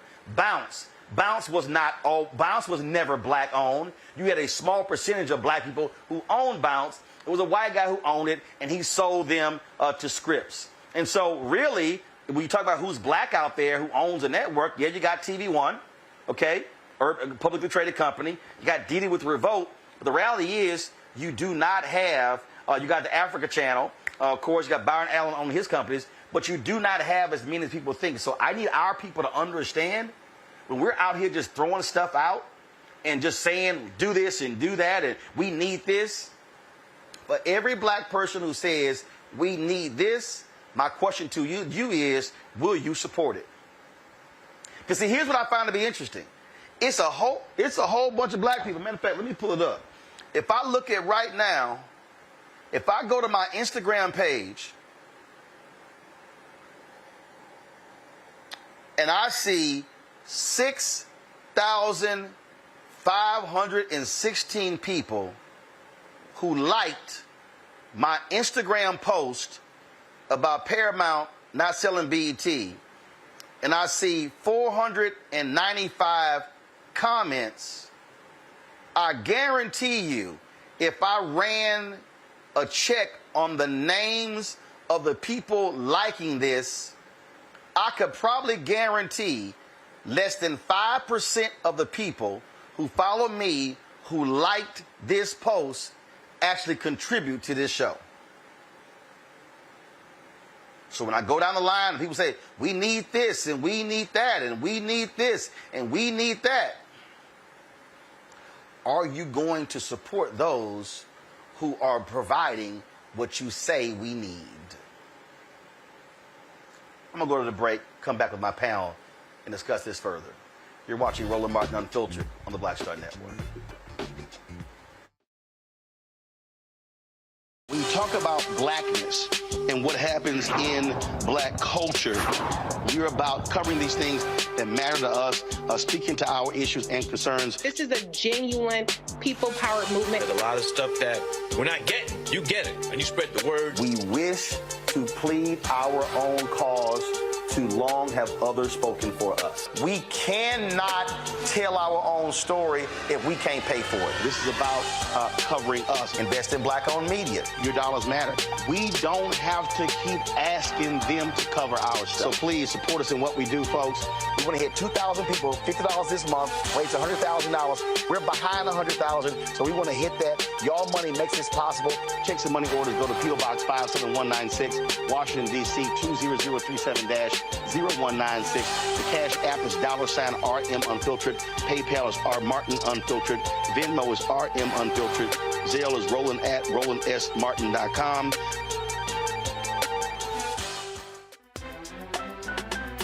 I'm Faraji Muhammad, live from LA. And this is The Culture. The Culture is a two-way conversation. You and me. We talk about the stories, politics, the good, the bad, and the downright ugly. So join our community every day at 3 p.m. Eastern and let your voice be heard. Hey, we're all in this together. So let's talk about it and see what kind of trouble we can get into. It's The Culture. Weekdays at 3, only on the Black Star Network.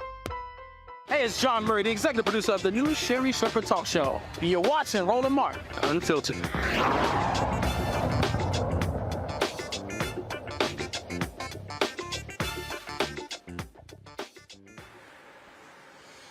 All right, welcome back to Roland Martin Unfiltered here on the Black Star Network. Greg Carr, I want to start with you. People get very emotional about these things when things that are black owned and then people sell. To this day, there are people who trash Bob Johnson and Sheila Johnson selling BET. And I have to remind people that, first of all, the sale of BET created more black millionaires than any other company in American history. Because BET was private, it went public, and then it became private again. But when it went public, a lot of people kept their equity, and so when it got sold, they became rich. And so right now, Bob and Sheila Johnson actually own more stuff, have more black employees than when they had BET, because they've been able to buy hotels and dealerships and all kind of stuff along those lines. And I'm always trying to explain to people also that I get the emotional investment. But when you weren't the one who was there trying to make payroll, keep the lights on, it's a little hard for trying to say what somebody else should do, what they shouldn't sell. But I think what I want, why I'm walking this through, and I remember when I broke down the whole deal with Black News Channel, I needed our people to understand that it's not so simple just to say, well, do this and do that and partner with so-and-so without understanding really where this business is going and the mechanics of this business. There are people who've come to me and they've said, why aren't you doing this and why aren't you doing that? And I'm like, where's your check? Because it's real easy to say what should be done unless you're the one who has to finance it. Because I know for a fact that in the first year of this show, it was negative $391,000. I used my speaking fees to keep this show going. I know what I personally gave. I know exactly what that number was because that was my money. And so when we talk about even this, if you are a Tyler Perry, and the New York Post had a story in June saying he wasn't going to increase his bid, it was a great story, and it was a smart deal. Because His whole deal is, I'm not going to pay for your mistake. It's smart business. I need more of us to understand the business of the business and not the emotion of the business. Yeah, Roland, of course, I don't think there's anybody, and certainly if anyone could say that they understand the ins and outs of media business as well as you do, that's the best they could aspire to. Nobody's going to understand it better. Black, white, or polka dot. And you consistently walk us through these things, and it helps us understand this. I will confess that I have no investment in black millionaires at all. I think I agree with Kwame Nkrumah here on Marcus Garvey's birthday, interestingly enough. And Nkrumah, influenced by Garvey, but he said, the presence of millionaires in a society is no evidence of progress. In fact, it might be evidence of structural inequality. So, but that having been said, listening to you and understanding, how you have moved through the world at great sacrifice and deep investment, my question to you really is about how we penetrate the hearts and minds of our people so that we can have a little bit easier time to organize. We know that the civil rights movement, the long black freedom struggle, was undergirded by the black press, by black radio, by trained black journalists, and the platforms, for lack of a better term, in that period, the Pittsburgh Courier, the black radios, the Chicago Defender.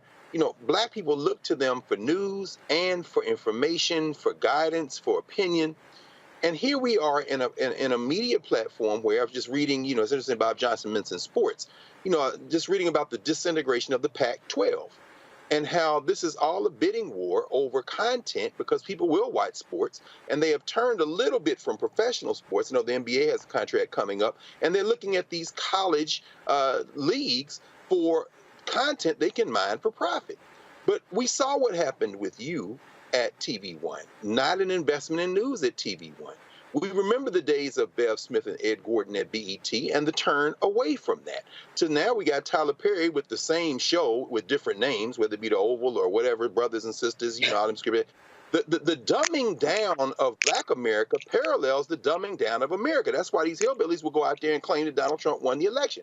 My question to you is, what do you see as the future and the strategy for news and information in a moment in American and world history when we need it now more than ever? What role? How does the Black Star Network? How does independently own? How does that fit in this landscape? Mm-hmm. So I'll unpack it this way because you called it the dumbing down, but it's actually not. It's actually the demand for that type of content. Here's what I mean by that. Mm. And I'll ask Lauren and Candace this because they are two Black women. How many of you, Candace and Lauren, how many of you know highly educated, highly compensated Black women who love the Real Housewives shows and Love and Hip Hop? You trying to get us in trouble, Roland? No. All you gotta say is, I know some. But that is a niche market that does not accompany the particular demographic you described. Actually, it is. Let me explain you why. Let me explain to you why. It's because of these two right here. When Greg's brother says on our promo, bring your eyeballs home, wherever Black eyeballs go, that's where the industry goes. Let me explain this. If you pull the Nielsen report, Black people, I need everybody listen to what I'm about to say. Black people watch more TV than any other group in America, and it ain't even close. Our television consumption exceeds an average work week. Black consumers literally watch, listen to me clearly, Black consumers literally watch more TV than a 40-hour work week. That's how much TV we consume. Mm-hmm. If you look at daytime television, if you want a successful daytime show, all you have to do is capture the black demo. You capture that, then you pick up a few white folks and others, you have a successful show, you make money. So all of these networks, so there's a reason why you are seeing a plethora of black content. Bravo, MTV, VH1, Lifetime. We could go on because we consume it all. So what happens then is that you have black folks who are driving these shows. Our viewing habits are driving the content. So they go, that's what you want to see. So I'll give you a perfect example. Candace, you're a lawyer. Have you noticed the explosion of true crime shows? Oh, on yes. television? Oh, yeah, and podcasts. Have you noticed Oh, yeah. have you noticed how many of those shows feature black people? Mm-hmm. Mm-hmm. Do you know why? Because that demo, those shows have exploded with black viewers. That's right. And so what then happens is, when we watch those shows, TV One literally has now, it used to be like just Tuesday nights. They got now like 2 nights, it's just true crime. Go down the line. You can network after network after network after network. So what now then happens is we flock to those shows, we record them, we watch them live, we watch the playback. Advertisers spend crazy money on that, and then they go, they're not watching the stuff over there. So to answer Greg's point, what we do is we say, oh, we would love to see news and this, but when it comes to what we do with this, it's not that. And that's the problem where we are now. And then when something happens, we then go, why didn't anybody tell me about that? It's because you were watching true crime shows, you were watching Love and Hip Hop, you were watching Real Housewives, you were watching daytime television, you were watching everything else. And so then when that suffers, and I go back to Bob Johnson when he had BET. I remember being at NABJ, and he gave a keynote speech, and somebody stood up, why are you not showing HBCU football games? He said, because y'all don't watch. Well, why don't you have more news? He said, because y'all don't watch. Y'all don't watch. Rolling. The numbers are the numbers. And on the last point, I'm just going to give you this here. Tyree Nichols. When the body camp, there were 4,000 people who were watching us, which was actually higher than what we normally get live. 15 minutes after the body cam video watch, we hit 29,000 live viewers. The other day, what was the big story that happened a week ago? What was it, Kara? I forgot. Something happened, and everybody came to see what I had to say. I don't know what the hell just happened. I can't remember what it was. We almost had 10. Oh, I'm sorry. No. It was Montgomery. Okay. The Monday after the brawl, almost 10,000 people watching live. So they're there. We're choosing to watch something else until we go, oh my goodness, let's go find a black news guy. It's our viewing habits. It's our consumption. Candace, go ahead. It is our viewing habits, but it's also the fact that there's a lot of good TV out there, black and white. So you just have more choice. And like you said, when you're dealing with the cable network, that cable is like the car that's driven off of the lot. It's just gone down. The same way that we're home now, when we're working from home, all of that has permanently changed. You are correct. I worked at BET News when it was sold. I worked at BNC when it closed down. So, we know that the viewership is just not there. But Roland, you're ahead of the game. And I'm not just saying this because I'm on the show, but when you are doing what you are doing, you're doing what the whole world is doing all day long. They're on their phones, they're on Instagram, they're on social media, they're looking at clips from various news organizations and people like you, which is a news organization, and they're getting their information in their hands. As you said, they are cutting the cable. Another thing I want to say about this story is that you're right. People need to do more diligence when it comes to finding out that when you have a bid for something like a BET, there's a closing date. You can't say by law that you sold it until the closing bid date has begun. As you said, one phone call from any journalist could correct a headline in any minute, but they didn't do that. And the process closed this week, which is why they took it off the table. Everybody, even people who we haven't even heard of in the headlines, there have been so many Black organizations and moguls who have bid for BET. Tyler Perry did the right thing. I think it was a little bit of strategy. You know what he didn't do? When all the headlines said that, hey, he's going to buy BET, or actually he bought BET, he didn't say anything. And that was a good move on his part, because he said, you know what? I'm out there. People think I'm out there. I'll probably scare a few people off, and I'm going to have this whole lane to myself. So all I'm saying is that everything But they also, that you are... but they also couldn't say... They also couldn't talk because, frankly, there's an NDA process. Bottom line is, you can't be out there just talking. Remember, it's a publicly traded company. So it was, but again, there were people, Lauren, who were saying, well, you know, why didn't Tyler refute these lies? I was like, because he doesn't need to.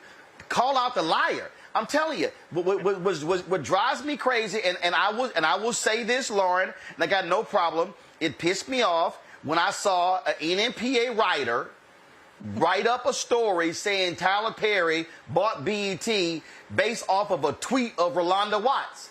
And I was like, who the hell even allowed that story to even, who hit send? And this is the fundamental problem that we're seeing, Lauren, in Black-owned and Black-targeted media. We're not having real journalists. We're having people just respond to stuff. They don't make one phone call. They don't check with nobody. They don't know nobody. And I'm like, and you slapping your name on a byline, and you didn't know what the hell you're writing? I mean, and I remember I seen that article, and they literally quoted Rolanda Watts as the source and didn't even quote her in the article. And what Rolanda was responding to was that story from the streamer. It was the dumbest thing I've ever seen in my life. And this is what is hurting us. That the problem now, Lauren, is that these Black blogs, all of a sudden, people now see them as the definitive sources of information when none of them know anybody and they're not reporting, they're just repeating. Let me say it. They're not reporting, they're repeating. Yeah, you know, you can expand that out, Roland, to like the New York Times and the Washington Post. I mean, I've seen it as an accidental crisis manager where major news organizations have not made a phone call and seen a press release and put it in the paper in an hour's time. And the reason for that is that there's a collision, as you know, of local media, small media dying on the local level in this country. There's a collision of these bigger companies, namely Facebook and Google, controlling algorithms that are eating up, of course, all the ads, all the classifieds. So that money that was made by the small papers is gone. So now the money is made by click-through rates, clicks on ads on the left-hand, right-hand, top nav. So what happens then is that truth and accuracy in journalism dies because speed to get that SEO, to get that traffic hit, to get something on there as quickly as possible of high controversy is of great value. So nobody is checking the facts. I mean, I have seen this. I have lived this. I cannot tell you how many times it has happened where I have seen completely inaccurate information get into major media organizations because they wanted it up first and they checked absolutely nothing. Okay, so there's that. Where the money is being made is on the clicks, and when the money is being made on the clicks, nobody cares about the facts. Nobody cares about the truth. And I know a lot of people who try to deny that in the news industry. They are fooling themselves. They're lying to themselves. One of the reasons we got Donald Trump was because CNN kept putting him on again and again and again because he was making them ratings, he was making them money. Okay? So, I mean, that is just right out there. The other thing is, I mean, to your other point with regard to the future of the business, I mean, I don't know about you, but I spend most of my time now on YouTube. And the reason I spend most of my time on YouTube is usually because I'm trying to learn something about something I'm trying to figure out, or because someone on YouTube is analyzing something that I care about at a deeper level than any of these corporate media companies. Of course, that includes this show, but there's other shows that will take one topic and analyze the hell out of it. And corporate media won't even touch the questions of something a lot of times, much less actually report on it. So that's why you see cable getting cut. This is why you see this discussion by Bob Iger about selling ABC. You see the discussion at CNN about selling CNN, because nobody's going to be watching this stuff because they're not even brave enough. They don't have the courage enough to have some of the discussions that need to be had in our society. That they just ignore. They just pretend they're not there. There's so many examples of that. So, I mean, even things like the Michael Irvin case, or the, who's the dude that's in Creed that got accused, and now it's turning out that whole story is starting Jonathan Majors. Right, John Majors. Yeah. That's turning out to be nonsense. You see, the corporate media wants that story because it's controversy, it gets clicks. So you see Rolling Stone and Variety trying to keep the story alive, and you see people on YouTube deconstructing it. And they're deconstructing it in a way that the big media outlets should be deconstructing, and they're losing, and they're going to continue to lose because the truth has a certain power. People know the truth when they hear it and they see it, and they will gravitate towards it. The bigger problem, though, is these social media companies with these algorithms that are giving us nonsense and lies and allowing that to happen and blow up and go crazy. I mean, that's a huge problem. So, Greg, so here's where we stand, and where we stand is this, and it is one that I fear, and I literally, just so people, I'm on a text chain with a number of prominent civil rights folks, pastors, and others, and literally, when I posted last night about the BET sale, what I talked about was what we were seeing. And I talked about the misinformation. I talked about how the billionaire right-wingers stopped arguing about the New York Times and the LA Times and CNN and CBS, and they said, we're going to fund our own ecosystem. So this thing is not just Fox News and not just conservative talk radio. It literally is Breitbart, the Daily Caller, the Daily Signal, the Daily Wire. It's the plethora. It's PragerU. And what they've done is, and so they figure it out. They say, wait a minute. If we focus on the news and information, and that's what they're driving. And so what's happening is, on the progressive black minority side, you see a fixation with entertainment. Mm-hmm. On the right, you see a fixation with news. Mm-hmm. And so so I need everybody to understand. I've had more brothers come to me, man, I got a great idea for a sports show. We're not doing one. Man, what are you talking about? I said, it's a plethora of sports already out there. Oh man, I got a great entertainment show. We're not doing an entertainment show on Black Star Network. For what? I said, if I do one, it's 3, 4, 5 years away. I said, because it's a plethora. That's a deep pool over there. I said, I'm swimming in shallow water. I'm fixated on a niche, and we're saying this is how we're going to reach them. Because again, I go back to the Paramount deal. Everybody else forgets. Somebody offered Paramount $3 billion for Showtime. They turned them down. Mm. You think somebody's going? You'd be crazy to offer $3 billion for BET, because again, if you're Tyler Perry, if you're Diddy, if you're Byard Allen, if you're TV, if you're anybody. If I'm going to bid that, and again, this is what we're now seeing. I need people to understand where we're going. It's actually smarter to say, I'm going to take 10, 25, 50, 100 million and literally create a digital property Right. that I can build that's more economically viable than me spending and me going into debt and now having to service that debt, and I'm always going to be underwater. That's really what you're dealing with. And so what I want our people to understand is that moving forward, and I'm telling y'all, and I'm going to throw this out here before I let Greg close this out. I need y'all to understand how deep this thing goes. Every black family, and y'all thinking your son's going to be a first rounder, y'all money's about to change. You know why?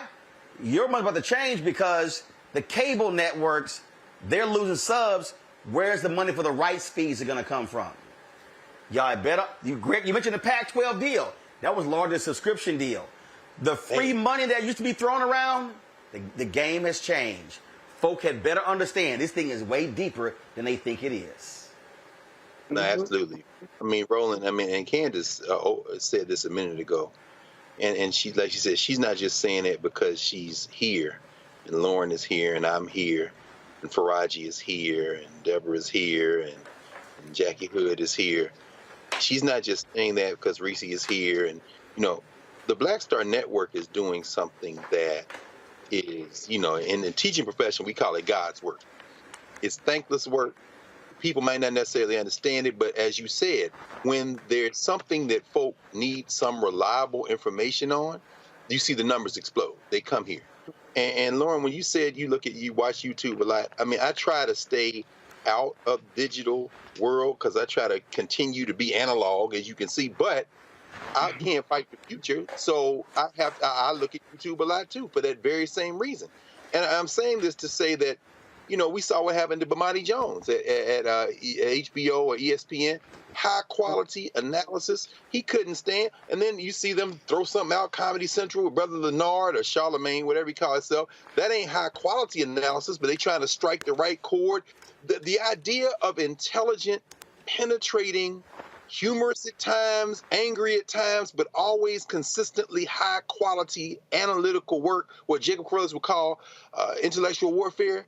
That's what you get with the Black Star Network. There's a lot of that stuff out on YouTube, but the difference between this, and I didn't know what the term OTT meant, over the top meant. Roland, you've built out a platform now that's not just YouTube, not just Facebook, not just Instagram, but literally its own platform and channel. And when folks subscribe, when folks hit the likes on YouTube and help try to drive the algorithm, that's extremely important, but you're not just relying on that. You've built out the entire network. And as Candace said, you're ahead of where these people are trying to go. Now, I said I didn't care about millionaires, but I will make an exception to that. Let me make an amendment to that. I care about millionaires and billionaires if they're going to do what the Ed Blooms of the world do, what the Mercers of the world do. In other words, I'm going to give you $100 million, Heritage Foundation. I'm going to fund you, Sarah Fisher, to attack affirmative action. I'm going to create a whole ass fake organization called SFFA and wipe out affirmative action. If we're going to have some black people line up to do that, and I'm not saying that Robert Smith hasn't invested. He gave some money to the New York Times for the 1619 project, and that's beautiful. But that ain't that, bruh. You need to get that money to the Black Star Network because the New York Times going to be fine. This is what it comes down to.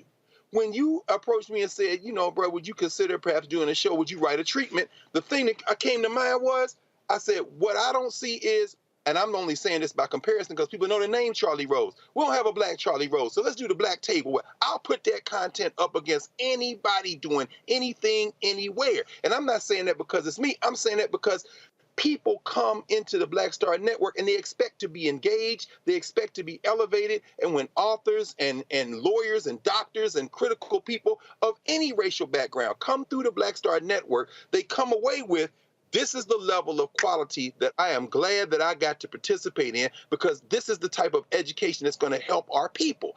You've got to support it. Why? Because our billionaires ain't writing checks like this. The white billionaires, the white nationalist billionaires are strictly just funding this thing cold-blooded. Moms for Liberty, funding this thing cold-blooded. And when they do that, they are able to penetrate and raise this to the level that they need. I'll end with this. We don't have that kind of money, but we do have people. And if everybody do a little, nobody has to do a lot. If we would simply invest in this platform, you would see the whole thing open up. And you know how we know?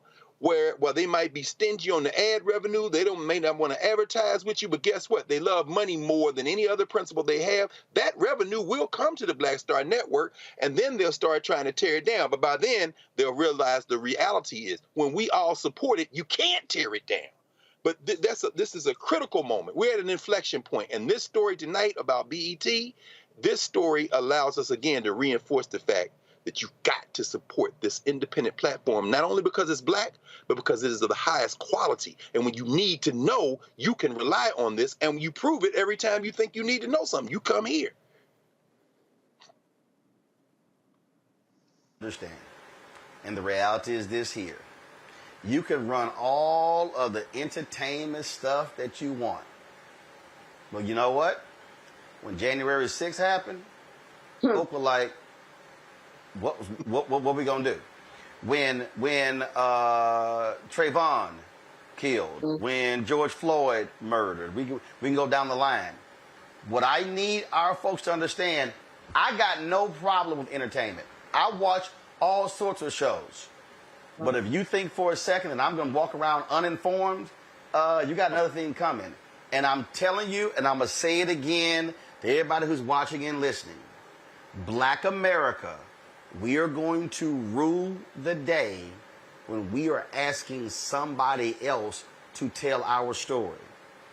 Now, matter of fact, you know what? I got, you know what? I have not said this publicly, but I'm going to go ahead and say this.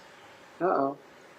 When I was at oh no, now I'm about to give y'all something, and listen, straight up. And I would love for the current leadership of BET to prove me wrong. When we were in Atlanta covering Melanie Campbell's grassroots organizing event in Atlanta, this was May? Was it May? It was April or May.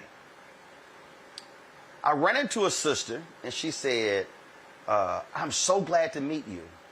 She said, I know so much about you. And I was like, really? She says, yes. She says, after the death of George Floyd, she said, the leaders of BET came to me and said, it's time for us to do a news show. And she said, I ran the research. And she said, we did exhaustive research. We studied day parts, we studied shows, we studied other networks, we looked at radio, we looked at newspaper, we looked at podcasting. She said we studied demographics, 18-24, 24-35, 35-44, 44-54, 55 plus. And she said after we ran all the metrics, she said the research came back, and the number one person they said, Black America said they wanted to see host a news show on BET was you. She said it was you. She said Charlemagne was on the list, and she said, and then when Comedy Central launched his show, she said they're using my research. That's what she told me. And she wasn't dissing anybody. She just said, but I just want you to understand, you came in number one. She said, and it wasn't close. There was no one close to you. And I said, that's interesting. Because I know Scott Mills, the CEO of BET, and he never called. I know Connie Orlando, who's the exec there. She never called. I said, I know the sister she was running, well, it's escaping me right now, was running Amy Dubois Barnett. She was over digital. I used to work with her when she was at Honey Magazine. Never called. She said all the top execs got the research. I said, interesting. Now, y'all know last year BET launched a monthly magazine show. Yeah. Now, I've seen it, but it's a monthly. Y'all, it's too much stuff happening with Black folk to focus on a monthly, and most of those folks you see come from actually CBS. Why am I saying all of that? Because that's it's a perfect example. They did all the research, and Black America said, we want to see a show with Roland, and they never called. So why did I launch this? Because I was not going to sit at home and wait for somebody to call me and give me permission to talk to y'all. The future of Black America cannot hinge on somebody else deciding who should speak for us. We will not prosper as a people if 15, 20 years from now, we're having to ask non-black owned outlets, can you please, pretty please, cover our people? Yes, we sir. got here today because of Frederick Douglass and the North Star, Ida B. Wells Barnett, Claude Barnett, got here because of Robert Sinstadt, because of Robert Abbott, John Sinstadt, because of A.I. Scott, because of the Pittsburgh Courier, because of Jet and Ebony and Simeon Booker and Lerone Bennett, and we can go on and on. We got here because of the black press. That's who covered us. I'm telling y'all right now, black America in the 21st century cannot and will not prosper if the people who we are relying on are focusing on hair and beauty and makeup and entertainment and sports and fashion. None of that will liberate black America. And so, I will say it, I got no problem. I do hope that Tyler Perry is the one by BET. Why? Because you can criticize Tyler's shows, you can say what you don't like, but the one thing I do know, Tyler understood, damn, a seat at somebody else's table, he understood about building his own table. That's true. And when that is your state of mind, you are more likely to actually give a damn about black news than somebody else who only cares about making another buck. Lauren, Candace, Greg, I appreciate y'all being on today's show. Thank you so very much. Folks, I know we went over time, but I felt we need to properly unpack this. So now, y'all ain't got to listen to none of these blogs who know what the hell they talking about. You got a better understanding of black-owned media, the conversation we just had. Folks, do not forget, support us in what we do. First of all, on YouTube, hit that like button, y'all. We should easily be at 2,000 likes, okay? We should easily be there. Support us in what we do. I'm telling y'all right now, I have no reason to lie. Our costs are $195,000 per month. Last year, we finally crossed the $1 million barrier with advertising on YouTube. Hopefully, we're going to hit that again this year. Major companies are not advertising with us like they should. Do y'all know that Mercedes-Benz has a sponsored segment on the 5? On the 5. That opinion show. So Mercedes, why y'all not on Black Star Network? So here's what I'm gonna start doing, y'all, and I want y'all to help me out. So I can't do anything by myself. We're gonna start recording Fox News every single day. And we're gonna list all the ads that run on Fox News. And we're gonna start coming on this show and asking those companies, if y'all keep talking about brand safety, why do I see your ads appear on Fox News and not on black-owned media like Black Star Network? Next month, I'm going to give you my update on the advertising industry. All those folks who I called out back in May, we're going to let you know where they stand in September. Because you know what? They're getting ready for their 2024 budgets, and let's see if black-owned media is in it. But in the meantime, we need your support. Send your check and money orders, P.O. Box 57196, Washington, D.C., 20037-0196. Cash App, $RM Unfiltered. PayPal, R Martin Unfiltered. Venmo is RM Unfiltered. Zelle, Roland at RolandSMartin.com. Roland at RolandMartinUnfiltered.com. Download the Black Star Network app. Apple phone, Android phone, Apple TV, Android TV, Roku, Amazon Fire TV, Xbox One, Samsung Smart TV. And, of course, be sure to get a copy of my book, White Fear, How the Browning of America is Making White Folks Lose Their Minds. Available at bookstores nationwide. Get your copy on Amazon, Barnes & Noble, Target, Books A Million. Download the audio version on Audible. Folks, that's it. I'll see you tomorrow right here. Roland Martin Unfiltered on the Black Star Network. We going to keep doing what we do. Keep it real, keep it black, and keep it unfiltered. Holla! Folks, Black Star Network is here. Hold no I'm real revolutionary right now. Support this man, Black Media. He makes sure that our stories are told. Thank you for being the voice of Black America, Roland. Hey, Black, I love y'all. All momentum we have now, we have to keep this going. The video looks phenomenal. See, there's a difference between Black Star Network and Black-owned media and something like CNN. You can't be Black-owned media and be scared. It's time to be smart. Bring your eyeballs home. You dig? Pull up a chair. Take your seat. The Black Tape with me, Dr. Greg Carr, here on the Black Star Network. Every week, we'll take a deeper dive into the world we're living in. Join the conversation only on the Black Star Network. Hi, I'm Dr. Jackie Hood Martin, and I have a question for you. Ever feel as if your life is teetering and the weight and pressure of the world is consistently on your shoulders? Well, let me tell you, living a balanced life isn't easy. Join me each Tuesday on Black Star Network for A Balanced Life with Dr. Jackie. We're all impacted by the culture, whether we know it or not. From politics to music and entertainment, it's a huge part of our lives, and we're going to talk about it every day right here on The Culture with me, Faraji Muhammad, only on the Black Star Network. I'm Deborah Owens, America's Wealth Coach, and my new show, Get Wealthy, focuses on the things that your financial advisor and bank isn't telling you, but you absolutely need to know.